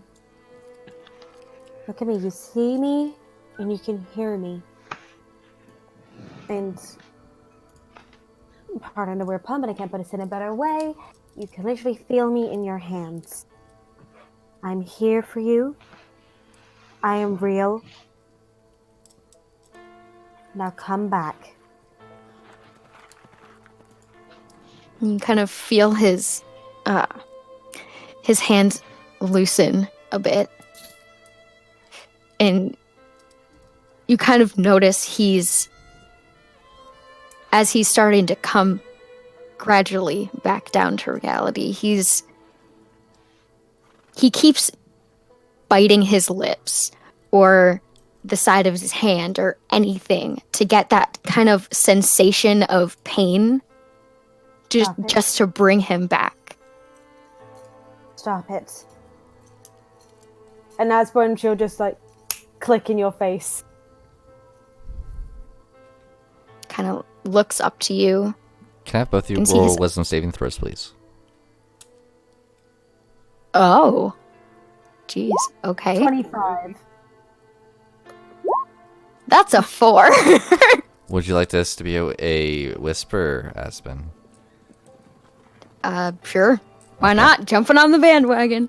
A lot of whispers today. Okay. So as they kind of snap in your face and you kind of look up, you see actually something behind her. You kind of look around her and you start seeing this blue haze. As all of a sudden you just see a bunch of scattered blue haze bodies just walking as if it was every day. You can see children, men, women, nobles, horses. You can just see now almost like a moving city. But they're all with like a blue hue and transparent. Oh shit. And you look around, you can actually see now that old woman we just talking. You can now see her. She's using. You can see it, she has a small like cane. She's hunched over. You can see her wearing kind of like a very loose tunic and like kind of like a long skirt. As you see a young boy playing around her with a bucket on his head and a wooden sword. You can see the smiling. She begins to walk. And you can see she's now just like almost moving like everyone else. Just like the city is moving as it once was. You can see the blue hue of like buildings that were once there and just the moving of the city. Damn. And you then hear kind of a horse become walking by, and actually you see it coming and actually go straight through you. And Aramid, as you kind of look, you hear that like horse kind of like neigh in the background as also moving. It stops. It turns its head back and looks dead at you. Jesus. And you can see a crown with like jetting up spikes. As it looks at you, its face slowly turns less of a human male, and you start seeing the bone pierce through. Then just a skull and just a hood begin to creep over with the crown over it. As you just see like just a demonic skull now. And the fingers are now skeleton fingers. As it looks to you, the horse begins to morph. The skin begins to melt off, and there's just the skin of no skin of the horse. It's just the bone, and all the muscular just kind of begins to fall apart around it. As it goes, it turns around and begins to reach its arms out for you. As it like leans down from the horse. What are you doing? I'm gonna grab Airmed and push her behind me, while like. As I push her behind me, grab my my short sword to bring it up. Okay. With as that, like a slash. You grab Airman, throw her behind you, draw the short sword as you swing. It hits through the blue hue, and the whole area just and it just dissipates. And you're back into this just dead area. And let's go ahead back into the main room. All right.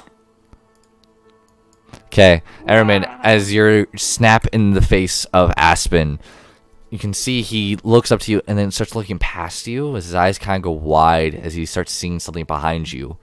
You look around and there's nothing there. As you turn back, all of a sudden he grabs you by the collar, pulls you behind him at the same time, drawing his short sword and just swinging in midair. Aspen, what are you doing? He just has his arm around you. Aspen, there's nothing there. And you can feel his body physically shaking. His eyes are wide and he's breathing really heavy. Aspen, tell me what you see. He kind of does like a side glance at you. Tell me what you see. Bodies. Humans, and they're rotting. Aspen, there's nothing here. You kind of see, you can feel his body start to shake a bit more, and he kind of drops his short sword and like puts his hands on his head. Aspen, look at me. Look at me. I'm right here. I'm real. He shakes he takes a shaky breath and he kind of looks around. You can see he's still scared, but he's trying to dull that down for you. I'm right here. Just look at me. I'm real. There is nothing else here around us. I think it's probably just being here and what the poor lady said. I think it's starting to play on your mind. Right now, I need you to just breathe and look at me, and I will stop interrupting you, I promise. You're fine. You see him kind of just like at your face, and just like he drinks you in. And he tries to cement himself. And he tries to get a rein on his emotions. Fine. You see he kind of like takes a deep inhale, closes his eyes, and exhales. And he brings his hands back down. And he opens his eyes and gives you a nod.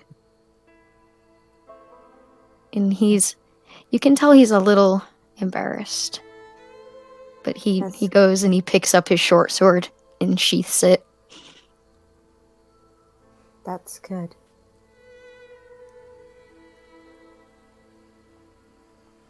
Now, are you okay to carry on? Or do you want to come back another day? No, we should keep going. Okay, we'll keep going until all these packages are out, okay? DM, how many packages are left? We have about 3. Okay. So how's everything going, you guys? As all of a sudden you hear a voice come up from behind you as you see Chlorophyll and Maxwell. Yeah, Aspen is literally going to spin around and like goes for his sword, realizes it's you, and you literally see him like, He can go for his sword, do finger guns. I'm assuming with my like passive, I know they're there. You would no, they surprise you just the same. You were engrossed in helping Aspen at this point. Your passive was kind of focusing on Aspen, so you're not as surprised, but you didn't know they were right there either. God, you guys. You guys can kind of tell the atmosphere is kind of dense. We're both a little shaken up. But Everything okay? Well, we just witnessed one woman die in front of us. What's been scared the living crap out of us. Also been told that this place is a place where you give up hope and you wait to die. And that, oh yeah, everything that you can hear, like the whinnying of horses and the screams, yeah, they're actually the dead and you're just hearing them and they get louder and louder every day. Pleasant place to be, am I right? Without a doubt.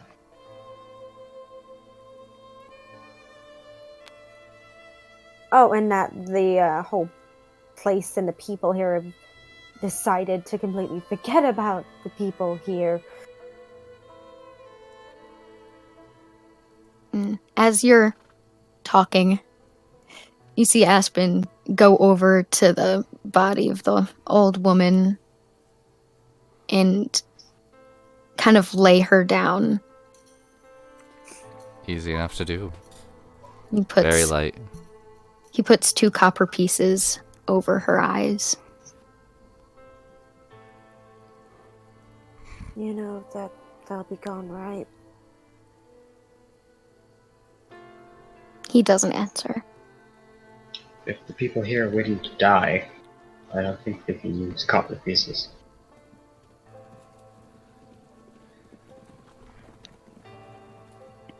And kind of stands up. Sorry. There's no point in looking for horses before you're going to start thinking about looking around and not there.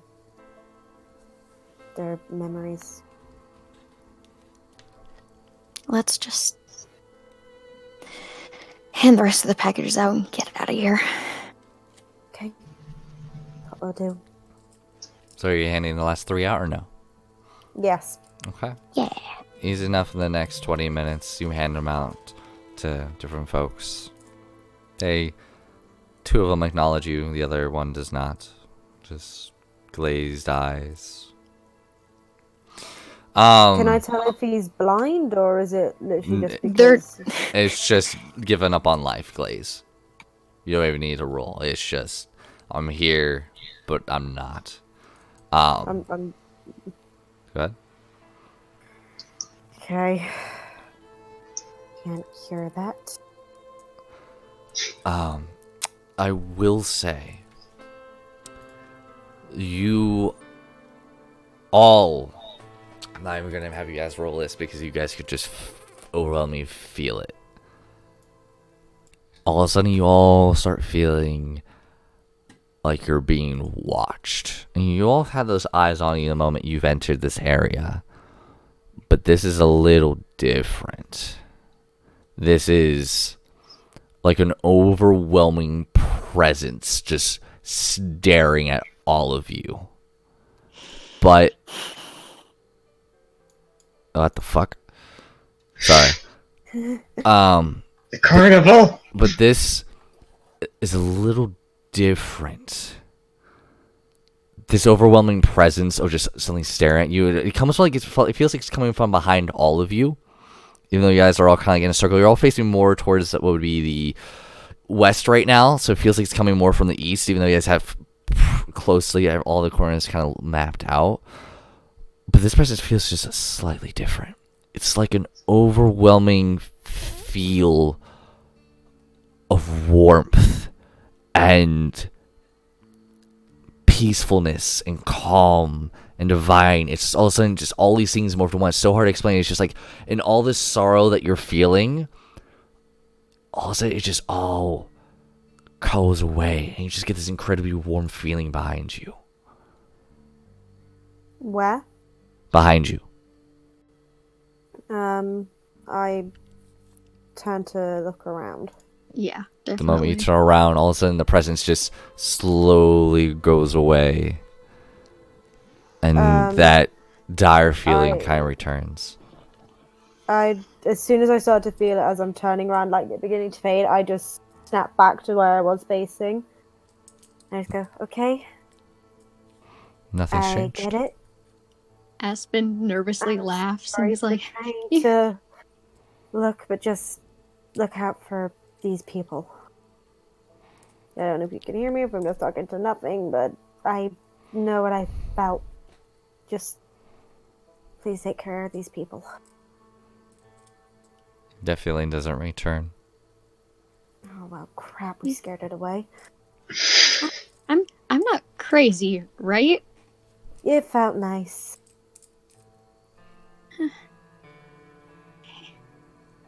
From what we've all been through, I think crazy is an okay thing to be. Well, anyway, we're out of packages. We need to go. Mm-hmm. Or two. I don't know. Honestly, right now, what I want to do is buy plants and seeds and try to make them grow there, so at least there's food. As much as it would be fantastic to rebuild this place, there's only 5 of us. It would take a really long time, and I believe we're trying to leave this city as soon as we can. I know. All this while, you will see that Ahmed has like the wilted little yellow sunflower in her hand.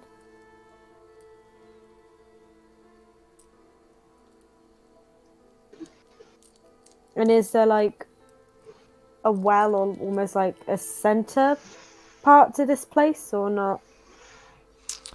It's hard to tell what would be the center just because of all the buildings. Your vision's obscured. You need to get a high vantage point. Oh, okay. It's a big area. Ahmed will probably then, if they're still near the woman, have put it back, like on, like next to her, or like on her. Mm-hmm. Definitely. You do so, and it remains there. You hand out the next 3 rations. Where is your next destination?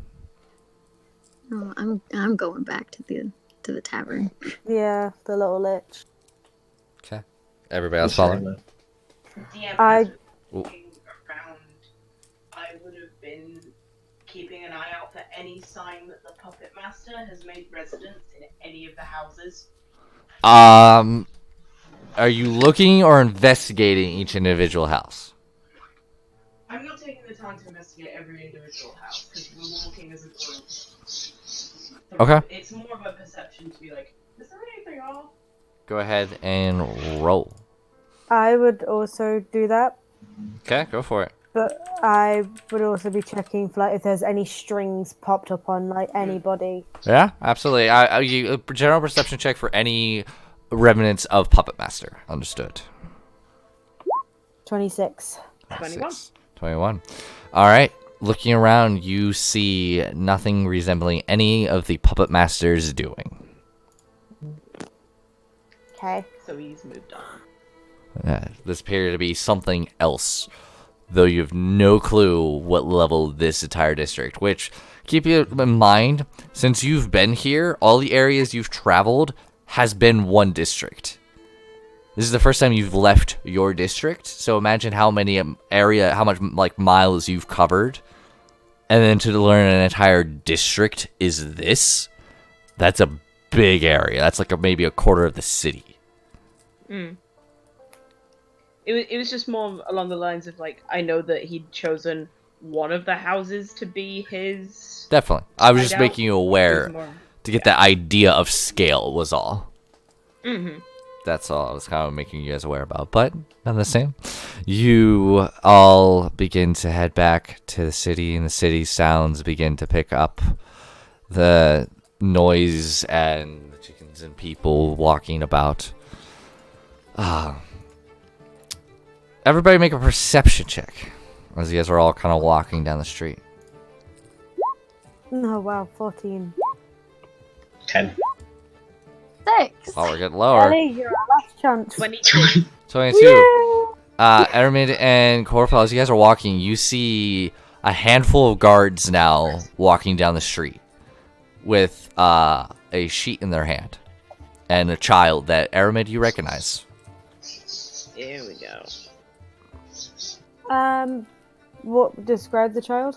The child that What was was the screaming newspaper? demon Yeah, the kid that I stuck my tongue out at. and now has about a handful of guards, about 4 or 5 guards now. These are the first guards and security you've ever seen in the city other than when you first walked in this district. As you kind of hear him talking, at least Corfel you would hear with definitely 22. He's like, the demon, he was this way, I swear, he looked like he was from the photo. He was the demon surfer from last night. I'm not lying, I swear. Please just help me look and you can kill it, whatever you're gonna do. Burn it at the stake. As soon as I hear the kid being like, I grab Aspen's head, rotate him 90 degrees to the right, and push him down another street. Okay, Aspen, as you begin to you begin to slowly distance yourself, all of a sudden you get spun around and just shoved down like an alley. Yep, and we all follow. Well, it's more along the lines of I don't shove him. I keep my hand on his head and push, and I walk quickly behind him. Mm-hmm. As this is happening, I also like take off my cloak and I put it around Aspen and I put the hood over his head. Okay. Guys! Maxwell. I'm still just walking down the street. Yeah, as also you just start hearing all this commotion behind you. You're just like, what? And you finally look behind you. You see this as the guard says, "Excuse me, sir. Yes. Can we bother you and your group for a moment?" As half of them have just been walking down, all of a sudden turned down in an alleyway. What do you need us for? I literally just keep walking Yeah. with Aspen and then kind of play it off as we're kids. We're skipping away. We're just kids. We're having fun. Okay, so you guys begin to walk down the alley. The rest of Maxwell, you're pretty much left alone. What Wait, do what you about need Corfel? us? Corfel pushed Aspen down first. Mm. You follow you two were leading, and then Aramid just kind of came around, took an arm, and began to push with you. So Max was now left alone. As Ahmed follows with us, I kind of turn around and go, "You're human. Talk to the guards. They'll listen to you. I'll make sure he's safe." And I keep pushing Aspen. Okay. I go back round and Yeah. go to Maxwell. As all of a sudden you. Well, come on, we're gonna be late. As you kind of begin to exit, all of a sudden there's already a guard walking around Maxwell. You're kind of been like you're facing 4 guards right now. As the one just kind of walks around, and looks down the alleyway. As you all of a sudden, boom, hit this guard in the face. He goes, and the other guy goes, "Man, it's your business here." I'm sorry, what? May I ask your business here? No, DM, I'm literally asking you what just happened because you cut out. Oh, can you hear me now? Yeah, Okay. sorry. No, that's fine. A guard came around the corner to look. As soon as he went to look, you were like in his face coming back out from the alley. And he kind of stepped back, and then the main guard looking at Maxwell said, "What is your business here?" Well, what brought us to this town was we were escorting a paladin here. Her name was Miss Hart. What we're doing right now is we're a bit shopping, and we're hunting a monster. Sir, who's your friends going down the alleyway? It would be my friends Aspen, Aramid, and Corafel. Would you mind calling them back here? Well, I can. They going don't really back listen to that me. way anyway. I'm already going back towards. May I ask why you need to talk to them? What a questioning folk, and you stand out like a sore thumb. I realize you're not from here. Yeah, Dorm, fetch him. As 2 guards walk around, both of you begin to walk down the alleyway. I would say at this point, Corfel, Aspen, you guys are at the end of the alley, so you have a good 50-60 feet ahead of them. Yeah, zigzagging. Yep. Very much like getting away from the Okay, so from you the drought. I'm find- zigzagging. I'm putting Excuse me, crowds sir? between us. okay, you turn around the We're corner and begin to walk. As you say, Excuse us? sir, the 2 guards ignore you entirely, Airman, as the 2, you still have 3 there in front of you and the kid. And he begins to say, he's like, "Ma'am, please step aside. They're doing their job. Please come back here so we may speak to you." Does this one look like familiar? This one look familiar? And the kid begins to walk up to you, Aramid. Actually, to Maxwell and goes, "No, he wasn't here. No. No, I don't see any horns. No, you're good." And walks over to you, Aramid. Are you doing anything? I very sure, I'm gonna go hug this kid and go, "There you are!" And as I do, I'm gonna whisper slyly, "If you say you haven't seen me, I will give you 3 gold pieces." There's a pause, and it's one of those really awkward pauses where everyone's like, "This pause is way too long." And you... I love playing children. It sounds so weird. But you hear a voice come back say, "Make it 20 and show me something, and you got a deal." Done. Are you lying in any way, shape, or form? He said show me something, he never said what the something should be. So You technically know no. what he was meaning, so roll deception. Oh, books. Oh! Oh! I will roll just to see if I also get a... Oh no, because technically you're rolling to deceive us, so no matter what, I'm just curious now, hang on. Just for fun. Get a nat 1. No, 14. Close enough. Obviously, if I got that 1, I would let it go. Okay, you say this to him, and he goes, "You know, I think this one looks familiar." Okay, 30.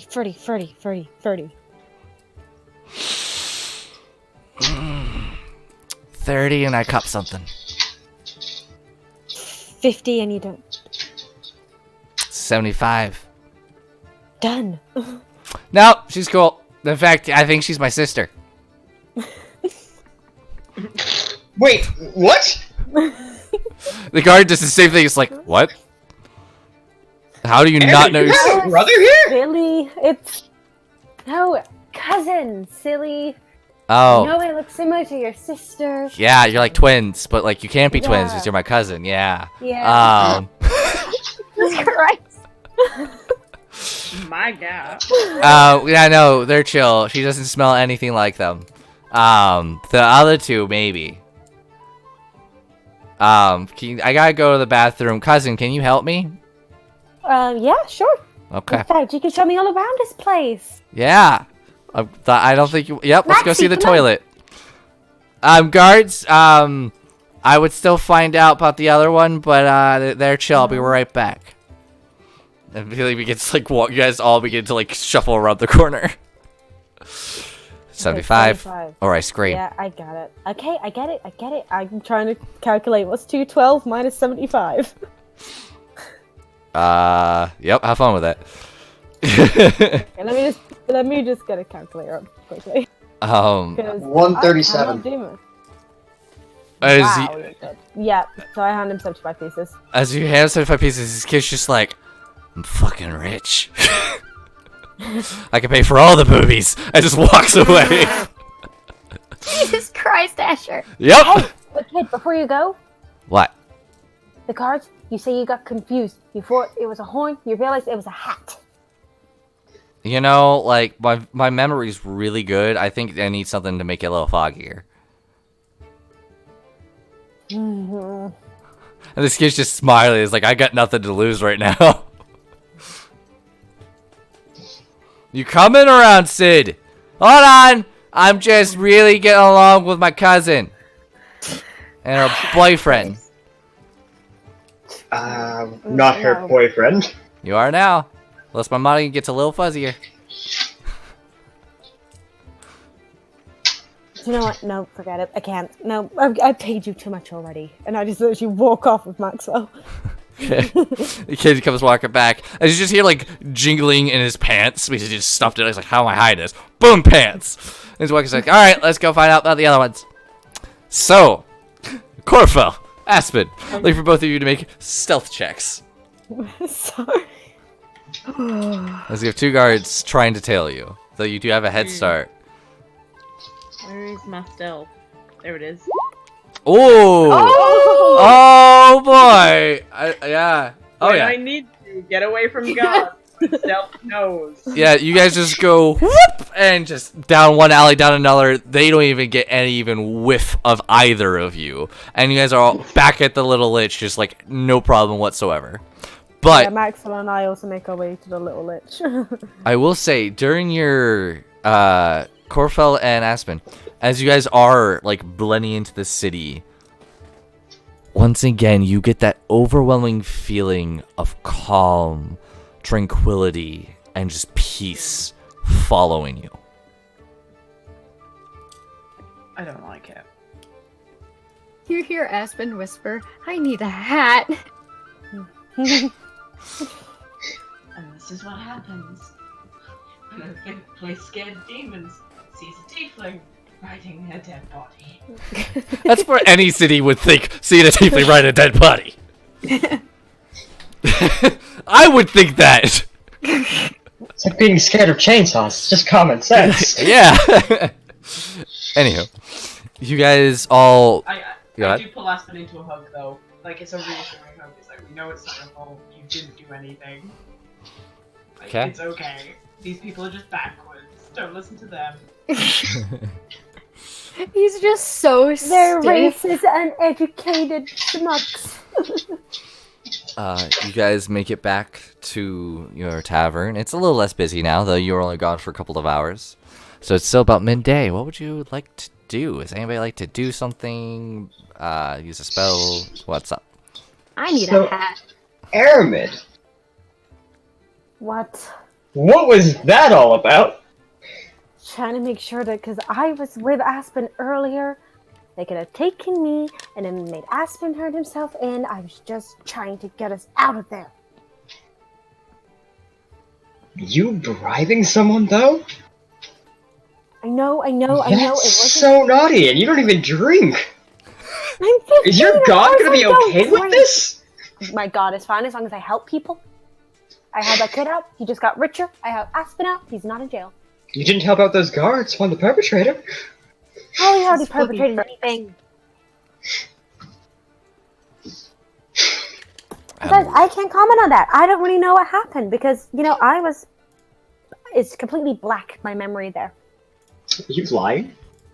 No, I'm being truthful. I literally had no idea what was happening. This is on not way. the right music, Asher. Yep, it's perfect. I literally had no idea because, let's face it, I was too busy being played a puppet. Ooh. In a random house. That's fair. Alright. Okay, This is a different side to you. I'm pretty surprised. Just get over it.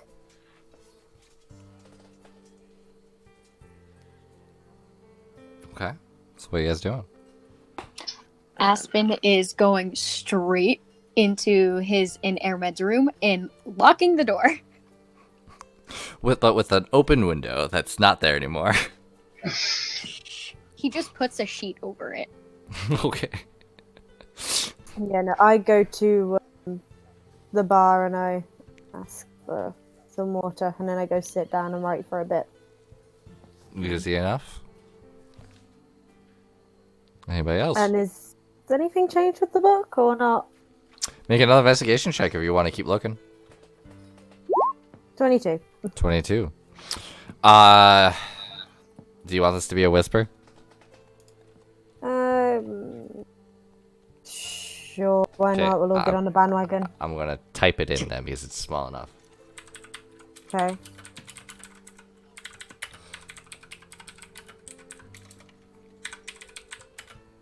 Should we try searching the city at night to see where the puppet master might be?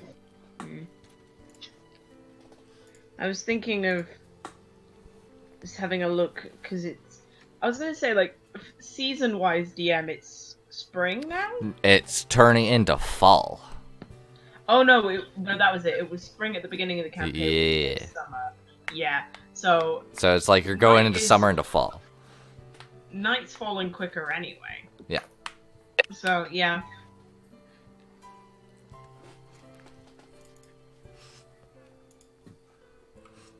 Yeah, I agree with Matt as well. It's like go have a look at the puppet master because we saw like 6 puppets break away. Yes. No way the one that we bought is the only one. Not only that, but they could have reconvened somewhere. If you all like see close enough, and like you're paying enough attention, you usually just see Ahmed like stand up really quickly and just rip a page out of her book. Oh. Okay, this is way too much change for you. I thought that book was precious. No, look at the page and look closely. As you look at the page she's holding, you can see in the bottom right corner there is a little embroidered silver puppet thread, and embroidered as to a puppet on the bottom right of the page, like a design. Dispel magic. Okay, who's casting Dispel Magic? If anybody. I will. Okay. So you use the spell to cast. You're the only one that can. So you cast a spell magic You on have a it. spell Yeah. slot for that? Because you used sending this morning. Only once Yeah. though. They have 2. Yep, so that's the level 2, well, the level 3 spell's done for today. Yeah, and with that, the thread still remains. Oh. I'm gonna look at it again and I'm gonna see if it actually looks like the page printed itself onto it, or if it looks like it's literally been embroidered on. It's been embroidered onto it, but it doesn't have that same glistening as like the other active strings were. I still don't like it. Is there a fire on in the pub? Nope. Not right now. It's still daylight. Is there a candle nearby? Nope, still daylight. Sorry. Trying to figure something. Don't want to waste that If I electricity. cast- It's a fucking I know. fire. I know. But back in the day, you didn't want to waste all that wax. Wax is expensive. Yeah. Is there a string that comes off of the book, or is it No. just like It's literally like someone's monogrammed their name into the book. Pretty much. Like, there's a thread that looks like it's been tied, like, kind of hanging off to the side, but that's it. It's not connected to anything. It's just on the page. Can anybody create a fire in just their hand? I can create a fire. Turn No. to cinder. Arabella would have been out and seen this. I will go ahead and check what she got. Yeah, I could do a firebolt, but like just do it from one hand to another. I think I can do that. Why am I that voice? Yes, because I gotta do British. It's a really thick British accent that I can't do. Yes, I could do like a small firebolt. Don't know whether or not we risk it in here. I see nothing wrong with it. Are you sure it's just gonna go from one hand to the other? Of course, I'm really good at this. Okay. Maxwell will slowly duck under the table. She'll put the page in one hand and kind of cast it and let the hands kind of burn a little bit, and the page goes ignites and just turns into ash. And there's no silver thread.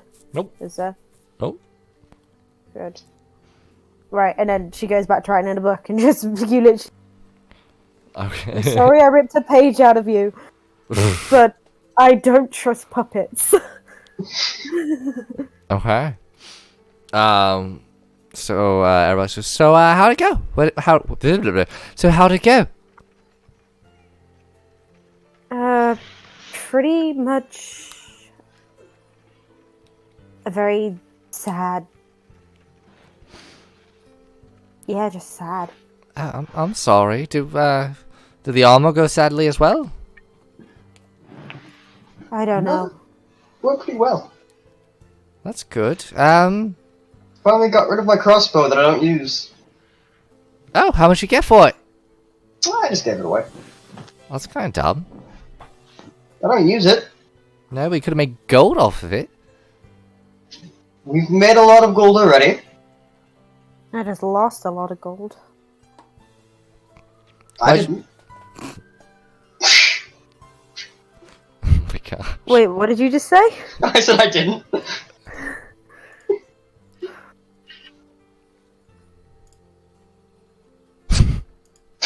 So we need to sort out Aspen. We need to sort out that window. What's wrong with the They window? realized about the window. And you hear Sandra kind of comes over. What's wrong with the window?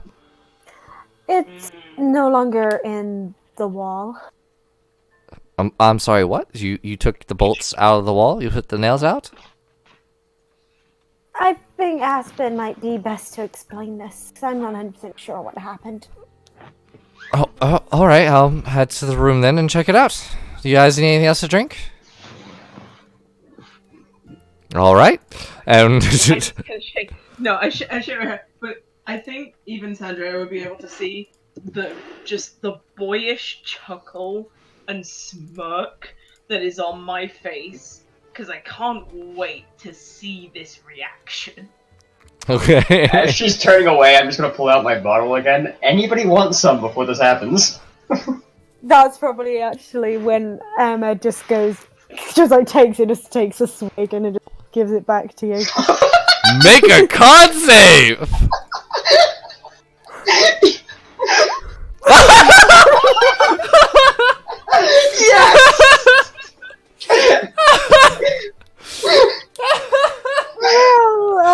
Oh, yes! This is That beautiful. was perfect. You lose a limb.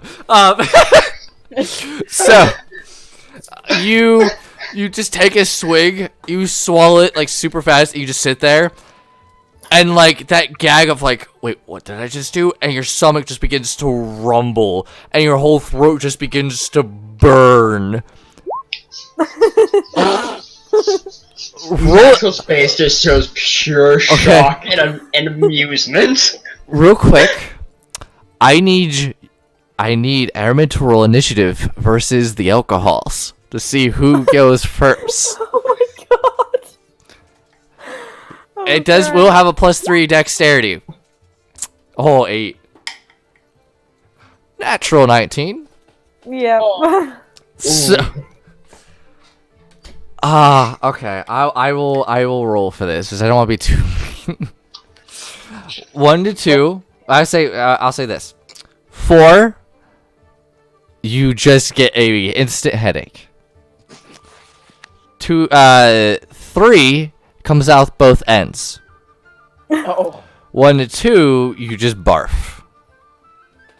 Here we go. I will roll it on the computer, just so you guys you're can all rolling see. it. I'll roll it. Yeah, I'll roll it. We'll see. Ready? Three. Okay. So with that, you hold it down, and your whole body begin to profusely sweat. And you just all of a sudden have this giant migraine just enter your head as you just burp, and it's just like this bubble of soap almost just like comes out. Oh, that is disgusting. It tastes. Oh, how do I describe this? Have you ever had Sandra! Have you ever had sewage water? No. Have you ever had Surprisingly enough, salt water mixed with sand? I've had salt water. Okay, throw a little bit of sand in that for the grittiness. Add your dirt, a little bit of moss, and just a dash of lavender. And boom, you have it. I don't know. That's what I thought of. Andrea! Water! Sandra has already gone. She's already headed to the room. I will had take the- my cup of water. I just chug it and just lesser restoration. Yeah. I'm gonna take the bottle back, hand it over to Corbell. Come on. I just That feel is terrible. like seeing that and you throwing up on me this morning. Do you really think I'm going to drink from that bottle? I Throw don't up think on you this won't. morning? Mm-hmm. Oh my god.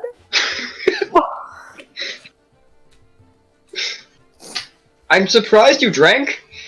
I'm kind of bad that this was your first drink. I'm never drinking again. You don't take a full mouthful like a chipmunk and then swallow. Oh. Oh. Zipping also works. So Sandra, you hear a knock, Aspen. Can we go to the whisper room real quick? Sure.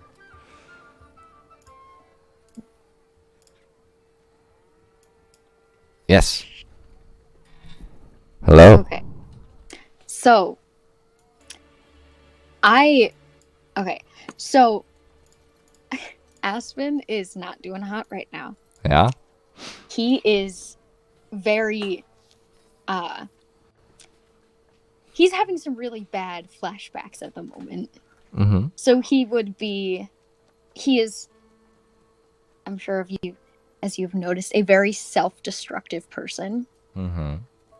So he would literally be like in the corner of the room, like hyperventilating and like either ripping his hair out or scratching himself. Okay. Try to like bring him back into the moment, but he's just so like he's not doing hot. He's like I don't Yeah. I understand. Oh, you bad. during all of this, you would hear a knock on the door. He would be just like he would honest to God, probably burst into tears. Hello. Like, loud, like hiccuping dogs. Is everything all right in there? He just doesn't answer. I'm gonna come in. Is the door unlocked? No, it's locked. Okay. She tries the door and she goes, "May I come in?" Yeah, he doesn't answer. He's fucking gone. You hear, there's a long pause, and you think she's walked away, and she kind of speaks up. She goes, "I don't know your name, but you seem like a good person. I don't know why you're crying, but I would love to help, if I may." And you just hear kind of like as much as he can, he's just like between hiccuping sobs, like he's just like, Airmid, get Airmid, please, I can't. And he's just starts sobbing again. All right. Let's go back to the main room. Yeah, he's. Ooh, I feel bad for him, but he's really not doing well. This is just too much for him. Understood. Signed, just move on. All right. Sandra comes back quickly and she goes, which one of yours, Aramid? Sorry? Your friend desperately needs you. Like now. Sure. Yeah, I'm going. Here's the key, and she just hands you a key. The door's locked. I don't know if he'll let you in, so here's this. Let yourself in right now. Okay, and she'll literally just pick up her book and just run. Okay. Yeah, you get to the door. You just hear sobs coming from the inside and like scratching and banging noises. As you unlock the door, you'll see Aspen in the corner. You will see bits of blood on the hands. You can see the hair is all tussle about as if it was being kind of like ripped and strained, and you can see tears streaking down the face, and you can just see the whole body's almost shaking as if physically vibrating. Aspen.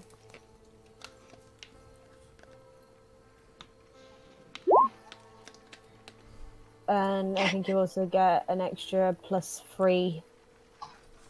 Okay. Equal to 2 plus the spells level, so you get 10. So the healing. cuts on your fingers and hands, and you can feel the scars on your head and your scalp begin to slowly heal up as a hand touches your shoulder. Yeah, as soon as you touch me, Airmid, Aspen's going to literally throw himself away from you. Which Yeah, would be no, into not a happening. wall. So as all of a sudden you see, boom, you slam into a wall. Make a strength check, Aspen. I'm going with what you gave me. I know.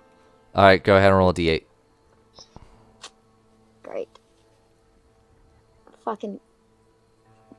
Give me the fucking thing. It's fine. Yep.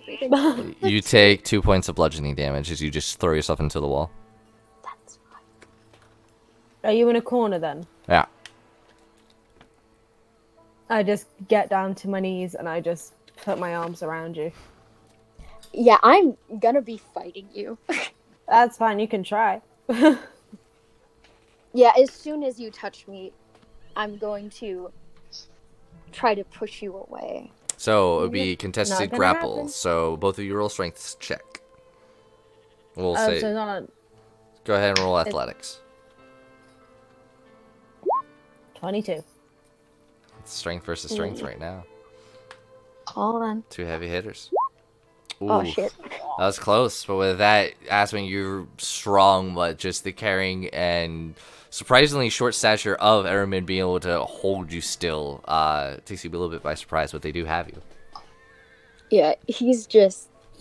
As soon as you like get around him, he starts hyperventilating. It's okay. It's okay, I'm here. Just look at me. Look around the room. And center yourself. We're He's- all here right now for you. I'm technically the only one in this room, but everybody is here. He can't hear you. Like he's just. You see his eyes are just wide, like extremely thin slits, and he's just sobbing uncontrollably. He's fighting you like this is literally like someone's going to stab him. He doesn't know who you are.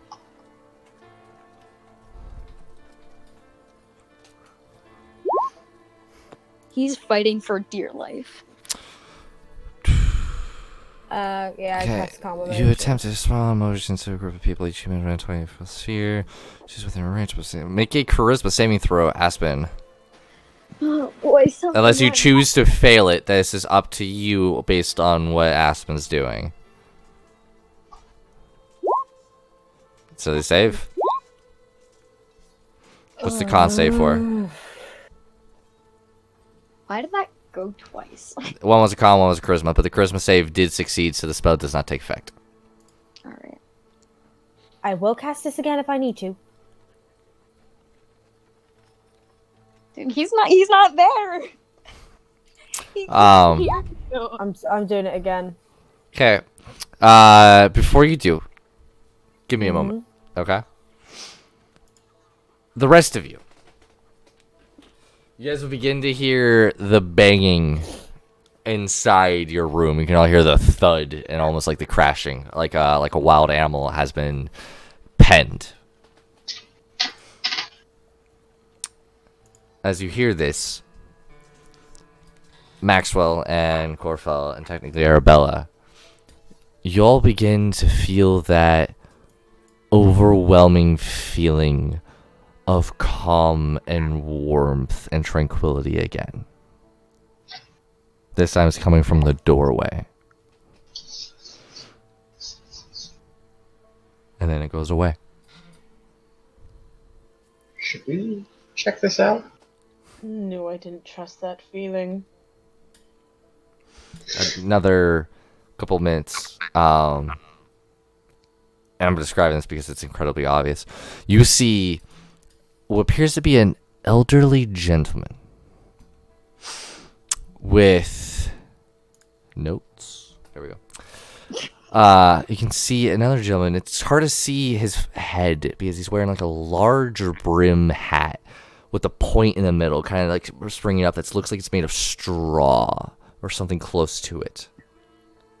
You can see he's wearing like a robe tunic that's sun-colored with a red trim all around it, and you can see there's a yellow design of like a square multiplying itself down this red trim, and the square itself almost curves inside of itself.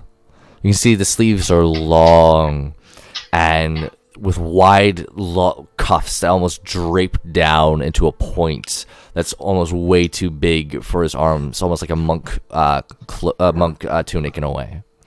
You can see past that a large brown grayish belt wrapped around his waist of cloth tied into like a ball knot, and from that you see another yellow and a red thinner cloth that's also tied into a ball knot around his waist. Very large puffy gray fisherman tie pants, for those who know what they are, but they're very wide fluffy tie pants around his hips. You can see there's no boots to speak of, but instead a slipper.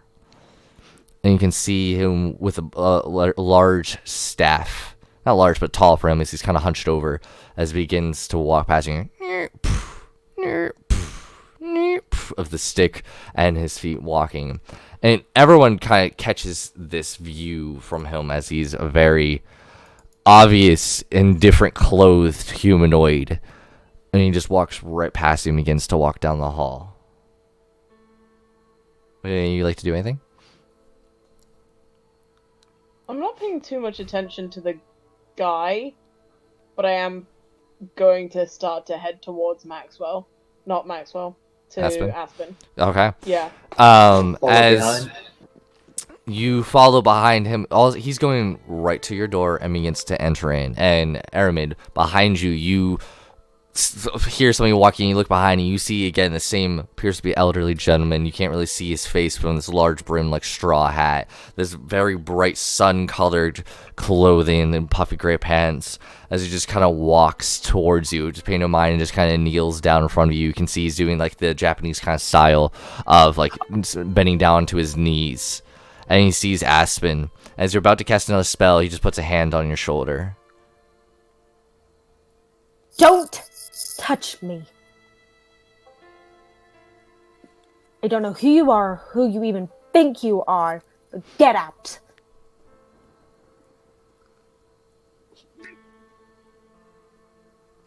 And you get the overwhelming stench of fish. Fish? Fish. And Aspen, that takes you out of it a little bit. All of a sudden, like, you almost connect and you just smell like if this guy was just in a fish market. And there's nothing around him but fish. And as that stops you, you feel all of a sudden something hit your sternum, lift up beneath, like kind of lift up under your middle ribs, and push in, twist, and pull, and you fall unconscious. Actually, I need you to roll a con save. Oh, okay. Forgot. 18. You fail. Oh, okay. High level shit. As all of a sudden you just slump over.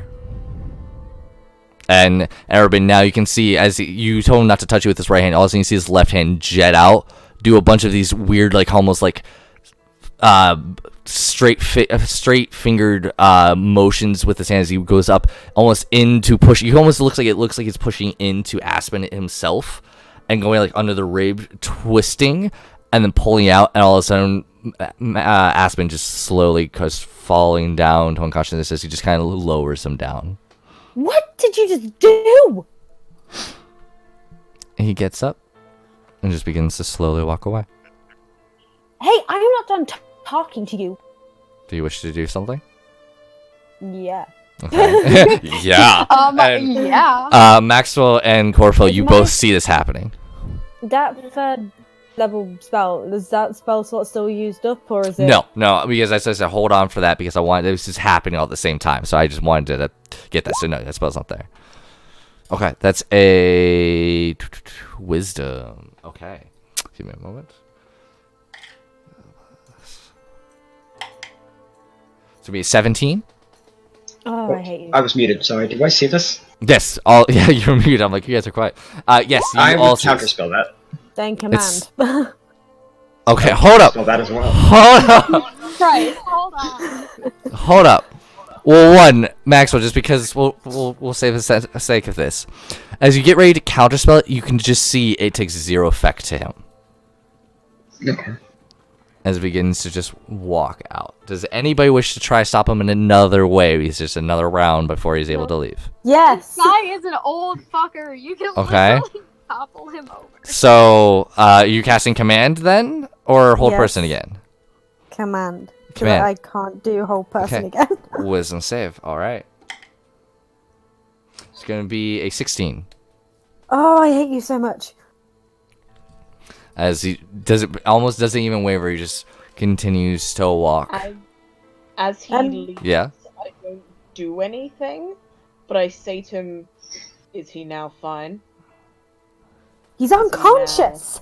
Untouched?" He's unconscious. Even as you put his hand in his rib cage. You see the old man kind of pause, and you just hear a voice. He goes, "He'll be fine. Come, eat." And just Mr. Popcorn. keeps walking. Want me to buy you a drink, Mr. sir? Popcorn's more like this. What'd you say? Want me to buy you a drink, sir? Drink would be nice.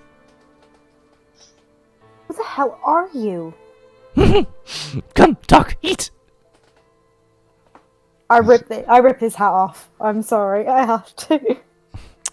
Okay, I need you to make a dex save. It's what's his face? What is his name? 7. So no. 7. You fall flat on your ass. All of a sudden, you feel your legs kicked out from under you. Sorry. You fall on your ass as you feel your legs kicked out from under you, and you didn't even see him move. What the fuck? It's literally the dude from underground. What the fuck is his name? You're talking about the mirror? No. Which one? What are you talking about? He's the old fucker from Jurassic Park. Conroy. Yeah. No, well, you're unconscious, but I will say this guy's a lot smaller than him. Conroy wasn't clothed either. Same Sorry. demeanor. He was like, "Oh, I'll see you some other time." Yeah, So I no, was like, you're okay. Yeah, no, I will say, look-wise, the clothing is much different. You can see the bone structure. It's not Conroy. You're all right. okay. I got so excited. I'm sorry. Who the hell are you? Eat. Names will be given. Keeps walking. No. Names? And then I'll eat. And he's down the hallway and he's already sat down. I sit with him. Okay, is everybody else? Crying out I'm gonna loud. help out there, but Okay. Thank you, Maxwell. no problem. And I guess I'll just go take a seat. But, I look really annoyed. I know, I'm gonna Arabella. put Aspen to bed. Yeah? Thank you. As Ahmed like comes to sit, I just kind of look at her. Don't even right now.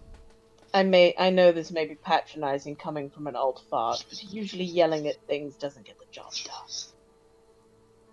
Sometimes I it work does. for my sisters. This is good.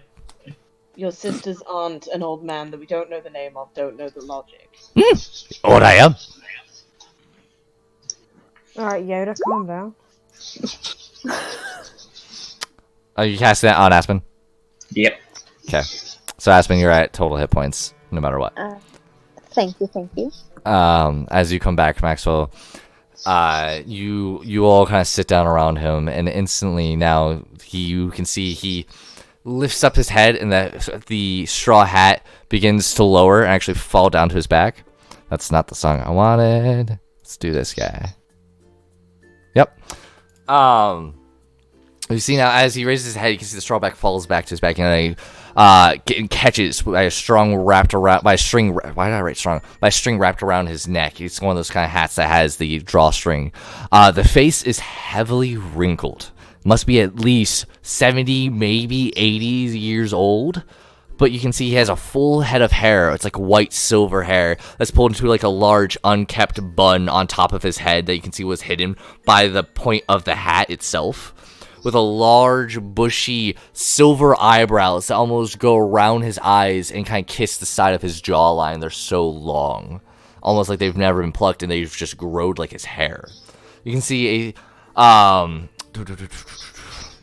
a thin, long, curved white mustache that kind of kiss around his lips and go down almost like a handlebar, but curls all the way down and kisses his lip. A shaggy beard that grows from the bottom of his jawline down to his chin, and you can see a long silver goatee that hangs. It's very well kept. That almost is like the length up to his sternum. You can see he lifts his head up, his eyes still closed, but kind of like looking at all of you. A moment goes by, and he says nothing. And then a large, open smile with teeth show with a great big laugh kind of just speaks out and goes, "You want to eat my fish with me?" As you just see him all of a sudden pull out from under his sleeve this green fish that none of you have ever seen before. You can see it has no fins on the right side of its body, just on its tail. You can see jetted up kind of like fins, but they're more into like spikes going down the top of its spine, big green eyes, and like two like whiskers pointing out from it. "Fish is good. Fish is tasty. Eat. Cedria! Food, please." And Cedria comes closer. He's like, "Sure. You want me to cook this?" "Yes, fish is good. Fish from the sea." She goes, "All right." And just takes it. Goes, "I'll double check with the chef. Is the friend okay?" "Friend good. He sleeps now." And she goes, "Okay." And just takes the fish away. I'm gonna pour him a glass, and I'm just gonna keep the bottle to myself. A glass of your crab? So, yeah. Okay. I'm drinking it too, I don't care. Okay. So, what's your name? My name Wei. Your name's what? Wei. Wei. Mm-hmm. And for those who wish to spell it, it is this. Thank you, Wei. He needed, tranquility. And you do that by punching people in the... No punch. Poke. Literally Yoda, and I'm loving this. Tranquility needed by all of you. Yes. You come with me. Tranquility for all. That's so Yoda. Oops.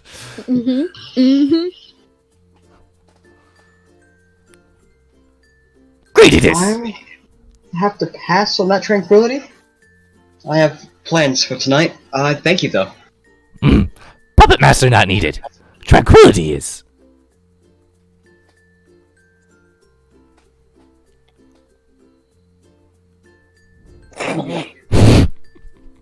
I'm just gonna be looking around at everyone. As you begin to look around, you see another individual. This individual sticks out more so than this man. In fact, this individual is leaning against the door frame. And you almost hear the wood just go under his feet. This individual, completely bald, but has a very thin, like, almost like a buzz haircut. I can't say exactly bald, but that very, very close buzz shaved head, and has 3 points on his forehead, going 1, 2, and 3 back to equal 6 points going up his forehead, down in the back of his skull.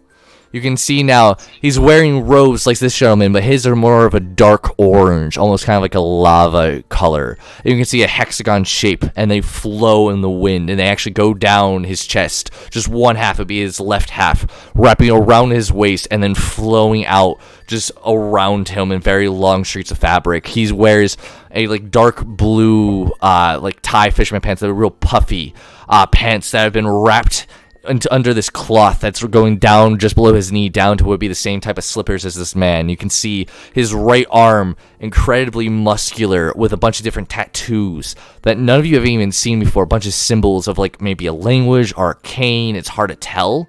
Arm wraps around his forearms. And what can only be described as a 4-foot long white scroll that's been closed on either side by this very thick metal clasp that's on either side of it to hold it closed, with these metal pole going through it for the scroll itself to actually be held, with a chain around his arm holding it, and it just looks like it's almost like floating there, but he just holds it there, so he's just leaning against it, his eyes closed, almost shaking his head. And everyone's just kind of like seeing these two people as like, you're not from around here.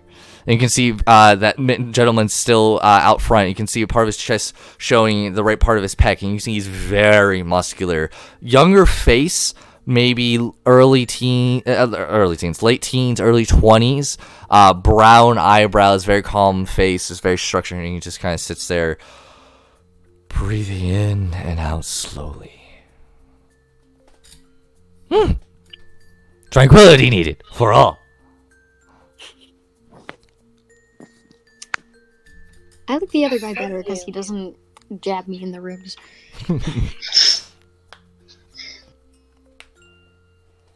sent you? No one! I did. I felt you. You need it. Have you been following us around all day? No! Maybe. I don't know. I follow many Did people. you follow us to the place where everybody was upset and drab and practically waiting to die? I need to think. Cannot think on empty stomach. Fish first. Deeper conversation later. It's just smiling. Brings his legs up. You can see him crisscross from underneath him, just kind of sitting on the chair. For tranquility, yes. All you must. As long as it doesn't sound as violent as that, I'm okay with that. Violent it was not. Sleep he needed. Pain was not felt. You all, tensions high, yes? Stressed. Sad. Many emotions. Yes? Yeah, I guess you could say that. I'm not sure about everyone else, but... yeah. Need to find center. Center we can find. Why are you here? To find tranquility. For you. And to share... and to share fish. Fish is good. Fish from sea. Yeah, you can have fish. Fish will be shared. Fish was for all. Fish is gift. I appreciate the offer. I love how this other dude is literally just standing in the background, not doing anything. Yeah, you can just see, for those looking, you can just see him slowly just shaking his head like, ugh. Grandpa. Who's that guy? Ping! Ping, say hi! And for those who want to know, there you go. I'm gonna Like guess it's Mulan. he. Ping. Yeah. Ping not good with manners. Ping must learn tranquility. It's not tranquility that I need. It's for you to stop talking to fucking strangers. Does this happen a lot? You've no idea. Just go with it. He won't take no for an answer. He knows what you need. Believe me, he may seem old. He may seem crazy. He's both, but he knows what he's talking about. How long does this typically go on for? Which part? Yes. You're asking. I've been with him for 12 years. I'm gonna go wake your friend up. Then he begins to walk in. As he walks in, the floorboards, the whole just floor bows, bends and bows as he walks in. As you just see him all go, as almost like he weighs like a ton. As he just begins to walk past you, Aspen, you begin to wake up. You remember everything that was just happened, but you know when your body you have those like a panic attack, your whole body just like clenches, all your muscles are tight, and then when you take a breath and almost like lay in a hot tub, all your muscles just release, and you almost feel like a whole overwhelming air of like circulation come into you. Sure. Okay, you feel that. It's also like your whole body, like your limbs almost are all breathing. You feel the blood flowing, like you're almost like your core is working more than it once was. Interesting. And that, like, you still have that emotion instead, but like the energy's just left your body. I mean, like every breath, you just feel, for lack of a better term, and it's terrible, more tranquil. Note taken. As you see this bald a gentleman just standing over you, he goes, "You don't know me, I don't know you, don't scream. Your friends are outside, they're gonna eat fish. Listen to the old man. He's crazy, he's old, I know, but he knows what he's talking about. My name's Ping. He'll tell you again, don't worry." It just begins to walk out as you again hear the boat just as he just slaps out, as if it's just like a giant was walking. Aspen kind of just like sits there and just goes, "What the fuck?" And you hear the voice coming out like, "Don't come out when the fish is cold. He hates when you do that."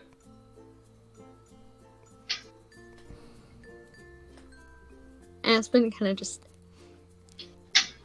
okay, just slowly starts to get out of the bed and kind of just like takes the blanket, like puts it over his head, kind of like I guess a cloak. I don't know.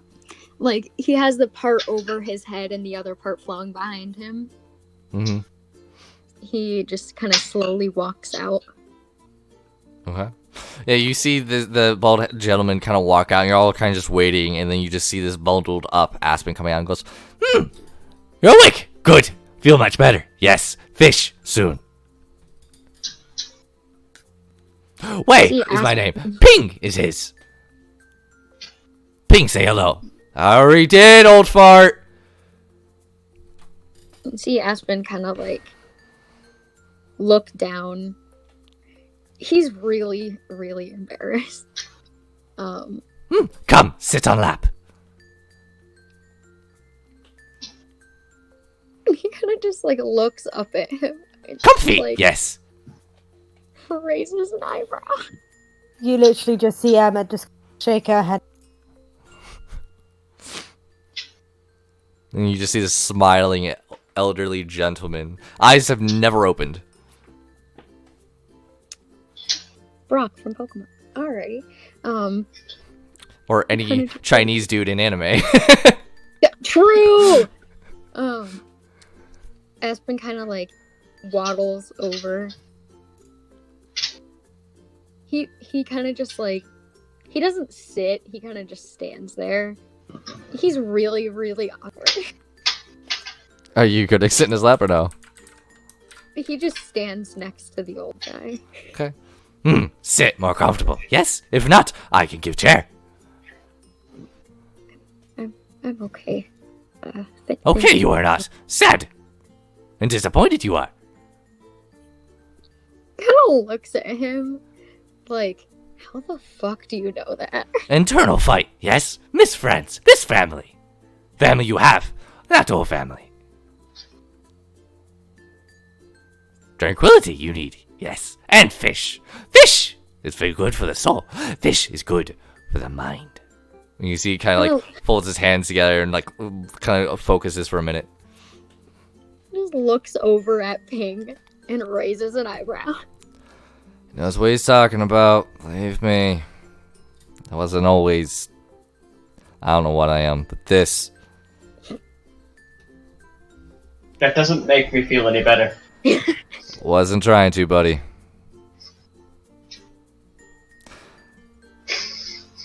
Just, yeah.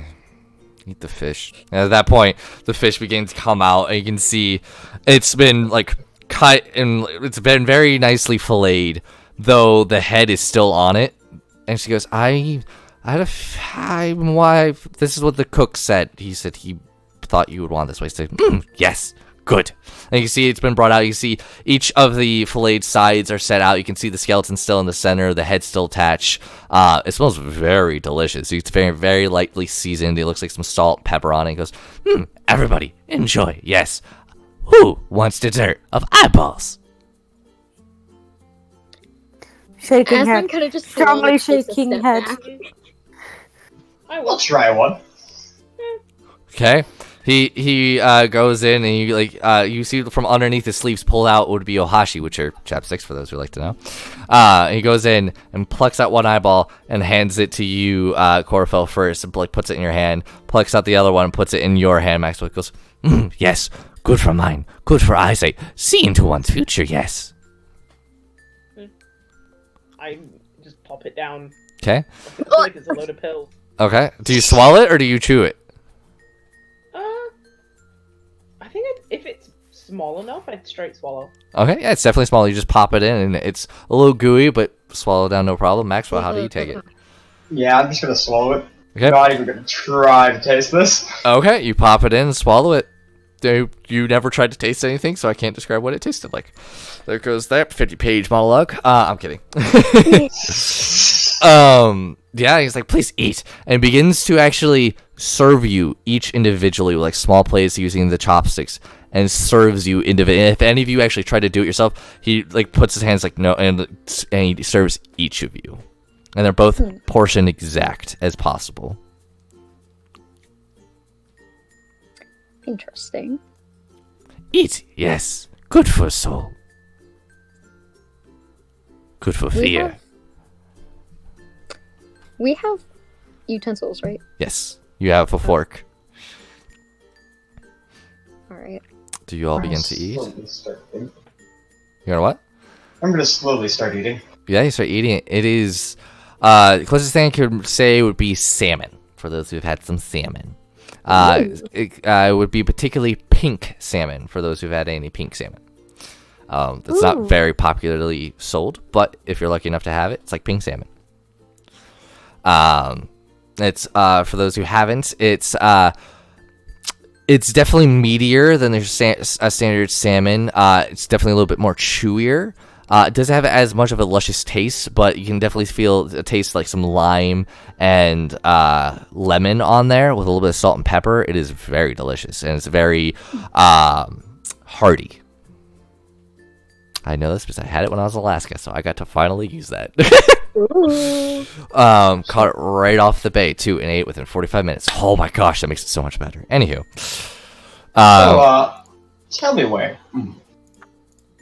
Yes. How do you know the puppet master? Puppet Master, I do not know. Puppet Master. A Puppet Master. Heard stories. That's good. We do want to take care of this tonight, though. Puppet Master not here. Puppet Master cannot be taken care of. Puppet Master is Puppet Master. But a puppet? Do you know where the Puppet Master is? I do not. Do you? No, but you said he wasn't here. No, he is not. So that's... Do you know where the puppets are then? I do not. Puppets, no need to be afraid. Puppets will be taken care of. Are you going to take care of them? I will not. Is Ping going to take care of them? He will not. Are we going to take care of them? One day, maybe.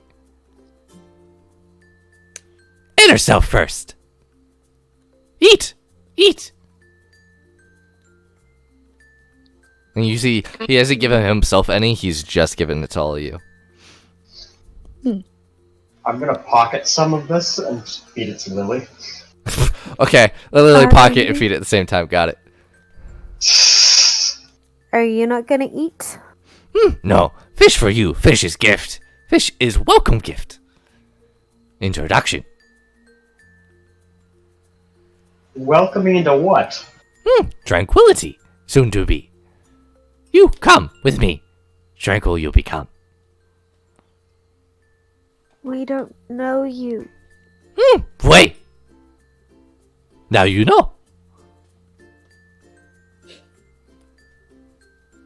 See, Aspen kind of just like he does like the for like the two of you who know this, he does the very like Sebastian face palm where he just puts his hands to the side of his temple and is like, Definitely. Yep. Head hurt. More fish. Make go away.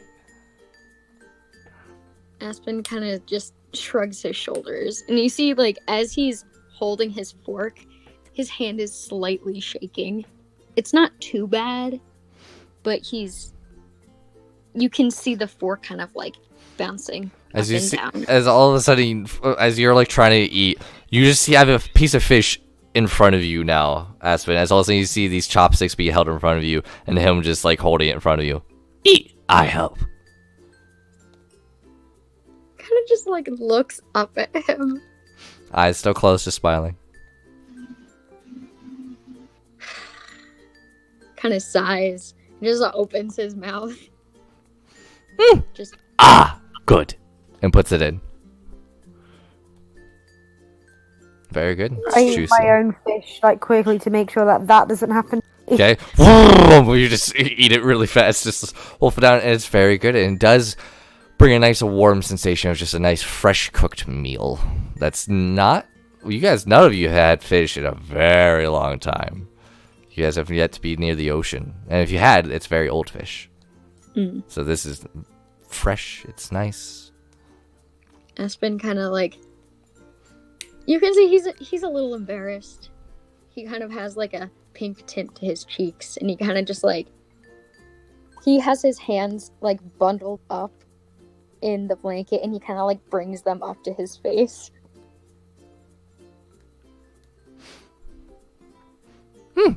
Good. Yes. He just kind of nods. Looks to the rest of you. Well, without opening his eyes, but looks to the rest of you.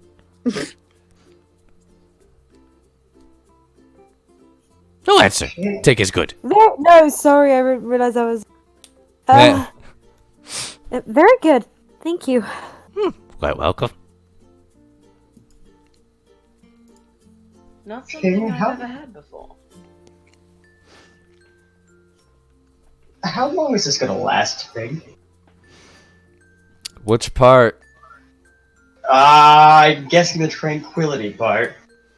Depends how fast you're getting tranquil.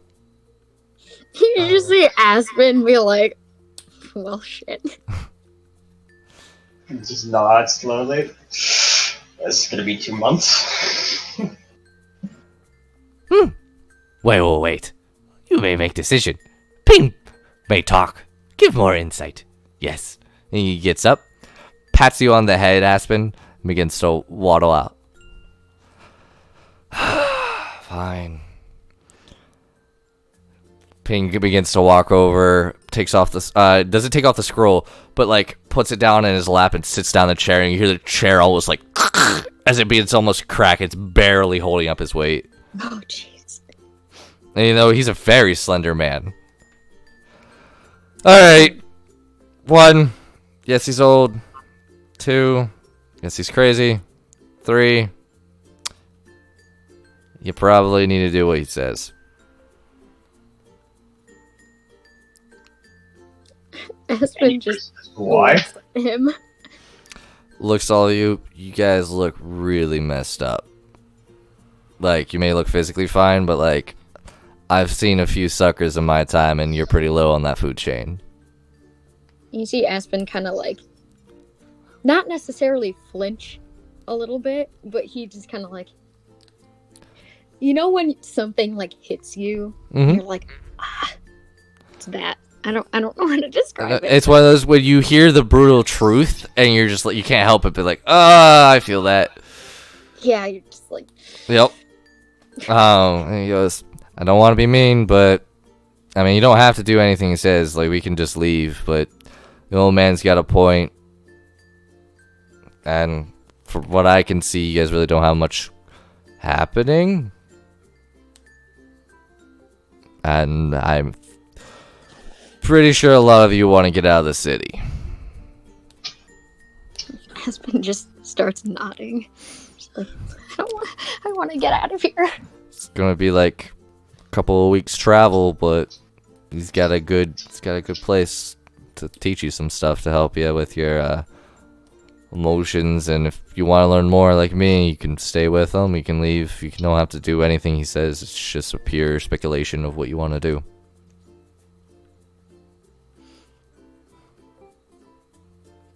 So what do you guys want to do?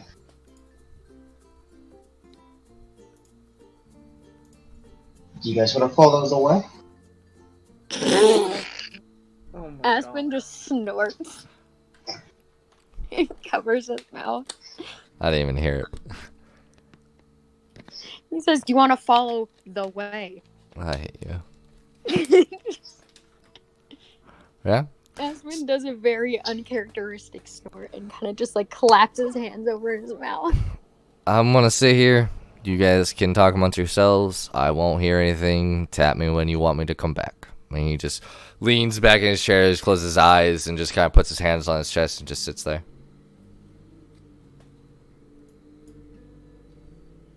Personally, the quicker we start moving, the better.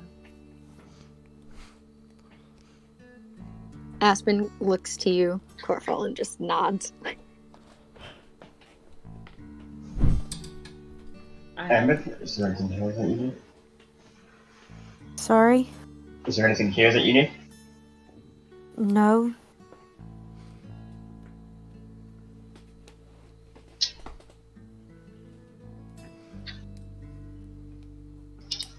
Arabella's just like, I think we should do it. I think it would help all of us to get our inner selves going, you know? I think that we've all been really stressed. I think this would be really good for us. He seems happy. Sorry, Allie, if I'm butchering this. I'm doing the best I can. Well, all of my inner selves are better than this one, so sure. I kind of like this one, though. I give him the look. It's like, seriously? Shrugs. Aspen gives you a small smile.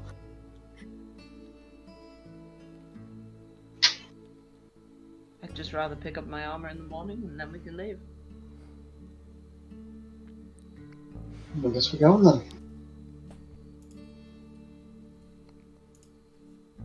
Who wants to tap him? Oh, I do! Oh, what the hell was that? Oh, I do! And she just goes, pokes him. Does nothing happen? She's like, should I poke him harder? No. Yeah, I right would in the eye. just give him a good slap. No! BAM! Just right across the face. See, Aspen wince at that. And he just begins to blink his eyes. He goes, you guys done? Aspen's just pointing to Arabella. And you just see a red hand streak on his cheek. Maxwell is dying of laughter right now. Is that a yeah? Sure. Awesome.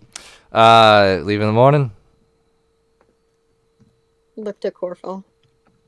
I nod to that. Alright, just meet at the northern gates. And we'll see you in the morning. We're gonna see a lot of you. Good luck. You're not ready for this. He just gets up and puts the scroll around his back with the chains. You hear the chains go taut very quickly and just begins to walk out. Oh, by the way, recommend getting really drunk tonight. Might be the last time for a while. Aspen raises an eyebrow. And with all this talking, you've seen the elderly man like very little sip your drink, Maxwell. Like he's done like and that's it. And you look at his cup, it's empty. That old man sucked it down with that sip.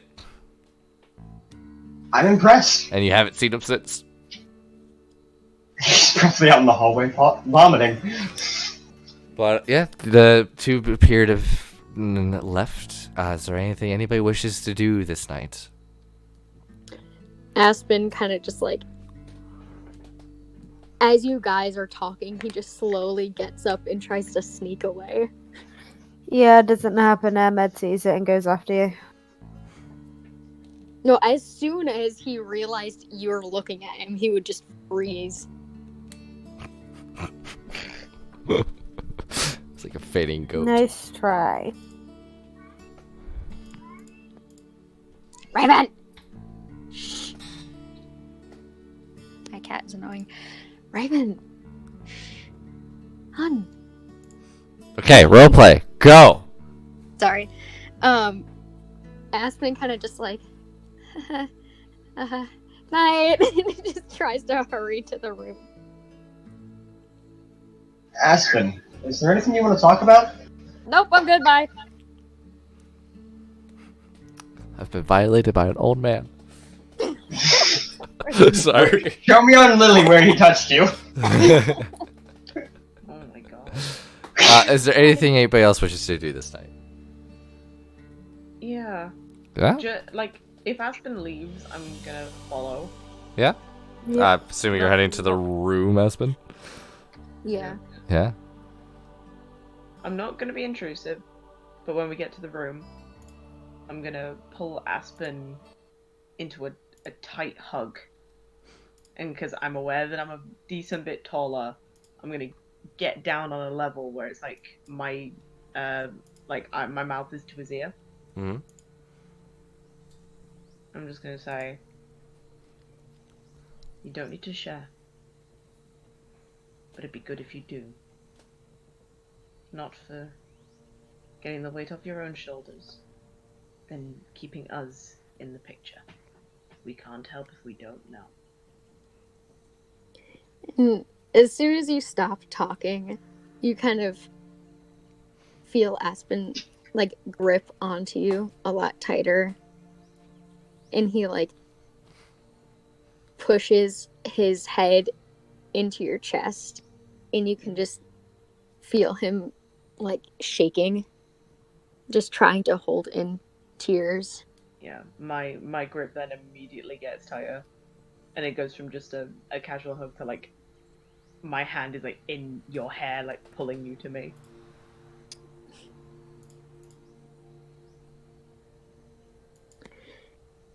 And you can feel him like trying to regulate his breathing, like trying to hold it in for a couple seconds, trying not to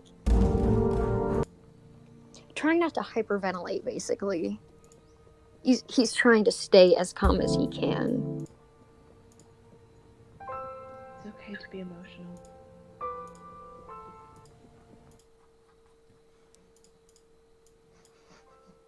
He just kind of, you hear a low murmur of like, it just brings back really, bad memories. We all have them. Except maybe Maxwell. That man is sunshine incarnate. Maybe I should ask him for some advice, huh? If you'll even relate. And he kind of like he tries to he tries to basically like bury himself in you, if that's possible.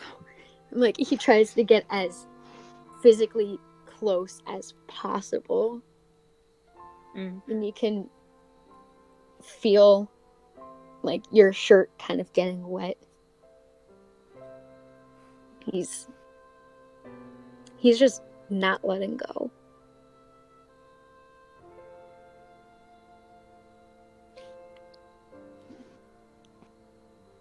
Yeah, I think we just collapse to the floor. Because I'm gonna go down with you. So we just kind of form a bundle. He just kind of curls into you. And he starts off with like very small, trying to hold back everything. And like as soon as you like hit the floor, he just kind of like his crying just gets louder until he's like, you know, when you're crying so hard that you like physically lurch from like the force of it. It's like those really deep-seated heavy cries.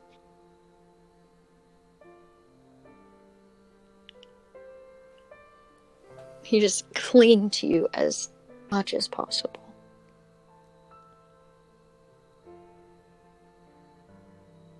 I stay there quiet until the sobbing like dies down a bit.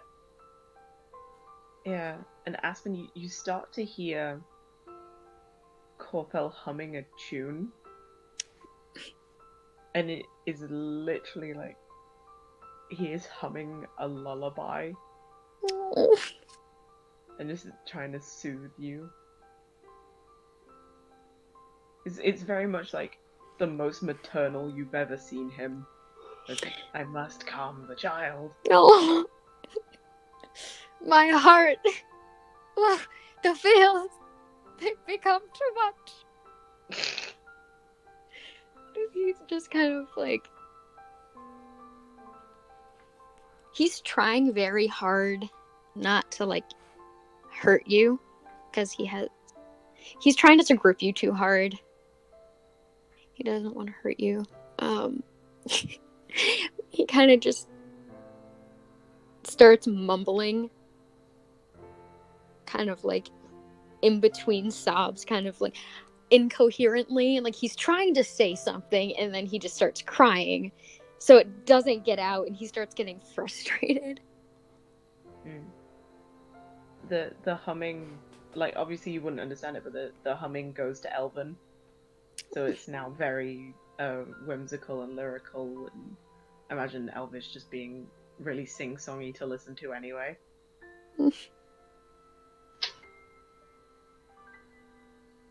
You can kind of feel him start relaxing a bit in your arms. He's not crying as heavy. He's still crying, but it's more of just like silent tears. And he's not shaking as much. He's still holding on to you for dear fucking life, though. And he just kind of nuzzles his face into your chest. And he's just kind of mumbling, like, it hurts so much. Just over and over again.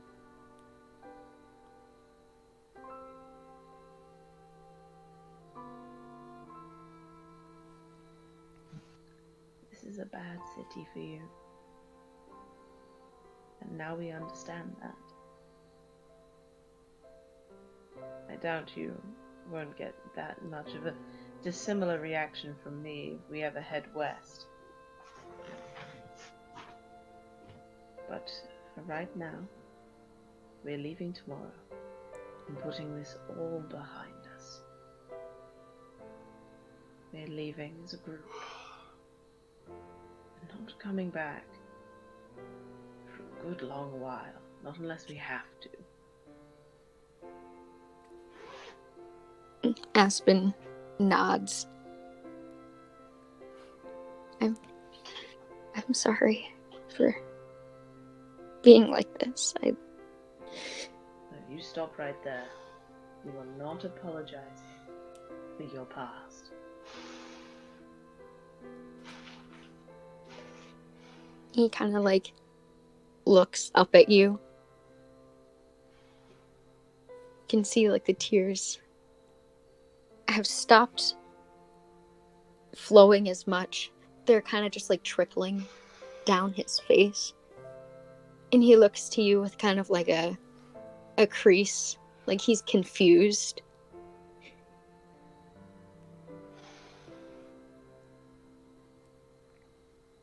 If whatever happened in this city is a past memory, it's something that can't be changed. But it is something that has obviously changed you. I'm not going to let you apologize for something that was out of your control and affects you in a negative way. That's not the point. The point is to live and to grow.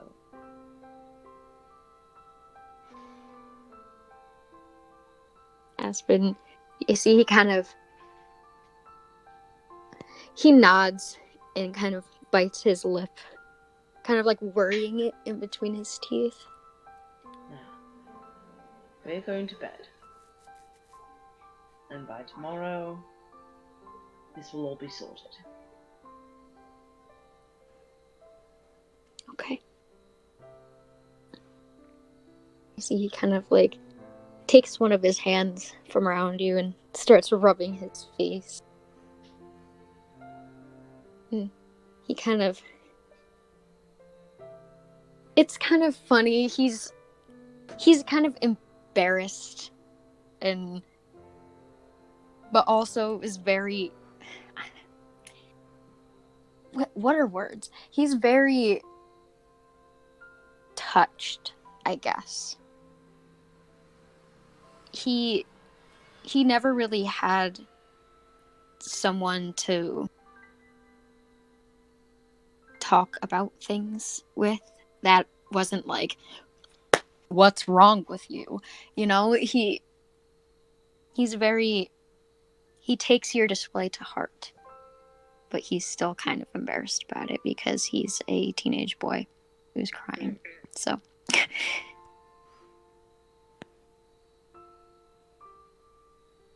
he kind of gets up and like gives you a hand to pull you up and then kind of pauses. And he's like, this wouldn't help anyways. Sorry. He realized, because he's short, so he can't really pull you up.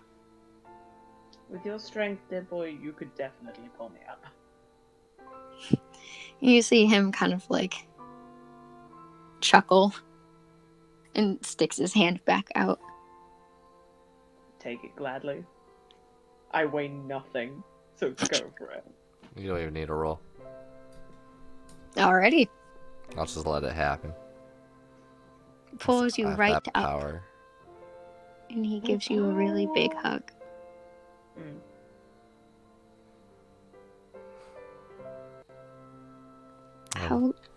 How do you say thank you in Elvish? I repeat the phrase thank you in Elvish. D&D. D&D, Corfel. Kind of like nuzzles his nose into you. I ruffle his hair. trying not to knock the horn that probably hasn't fully healed yet. Shh, it's okay. It's fine. Everything's fine. And with that, we're gonna end tonight's session. Ah, Nice. so many. Yeah. Let's go. Let's turn this up with some jazz. Yeah. There we go, everybody. More sad. Thanks for watching. Yeah. This was super fun and I really enjoyed it. I hope you did too. Why am I singing? Who the fuck knows? Oh. But no, thank you everybody for watching today. Thank you for those who supported the sounds and music at incomtech.com and the other one that Tabletopaudio.com. hey, thank you all so much. I super appreciated it.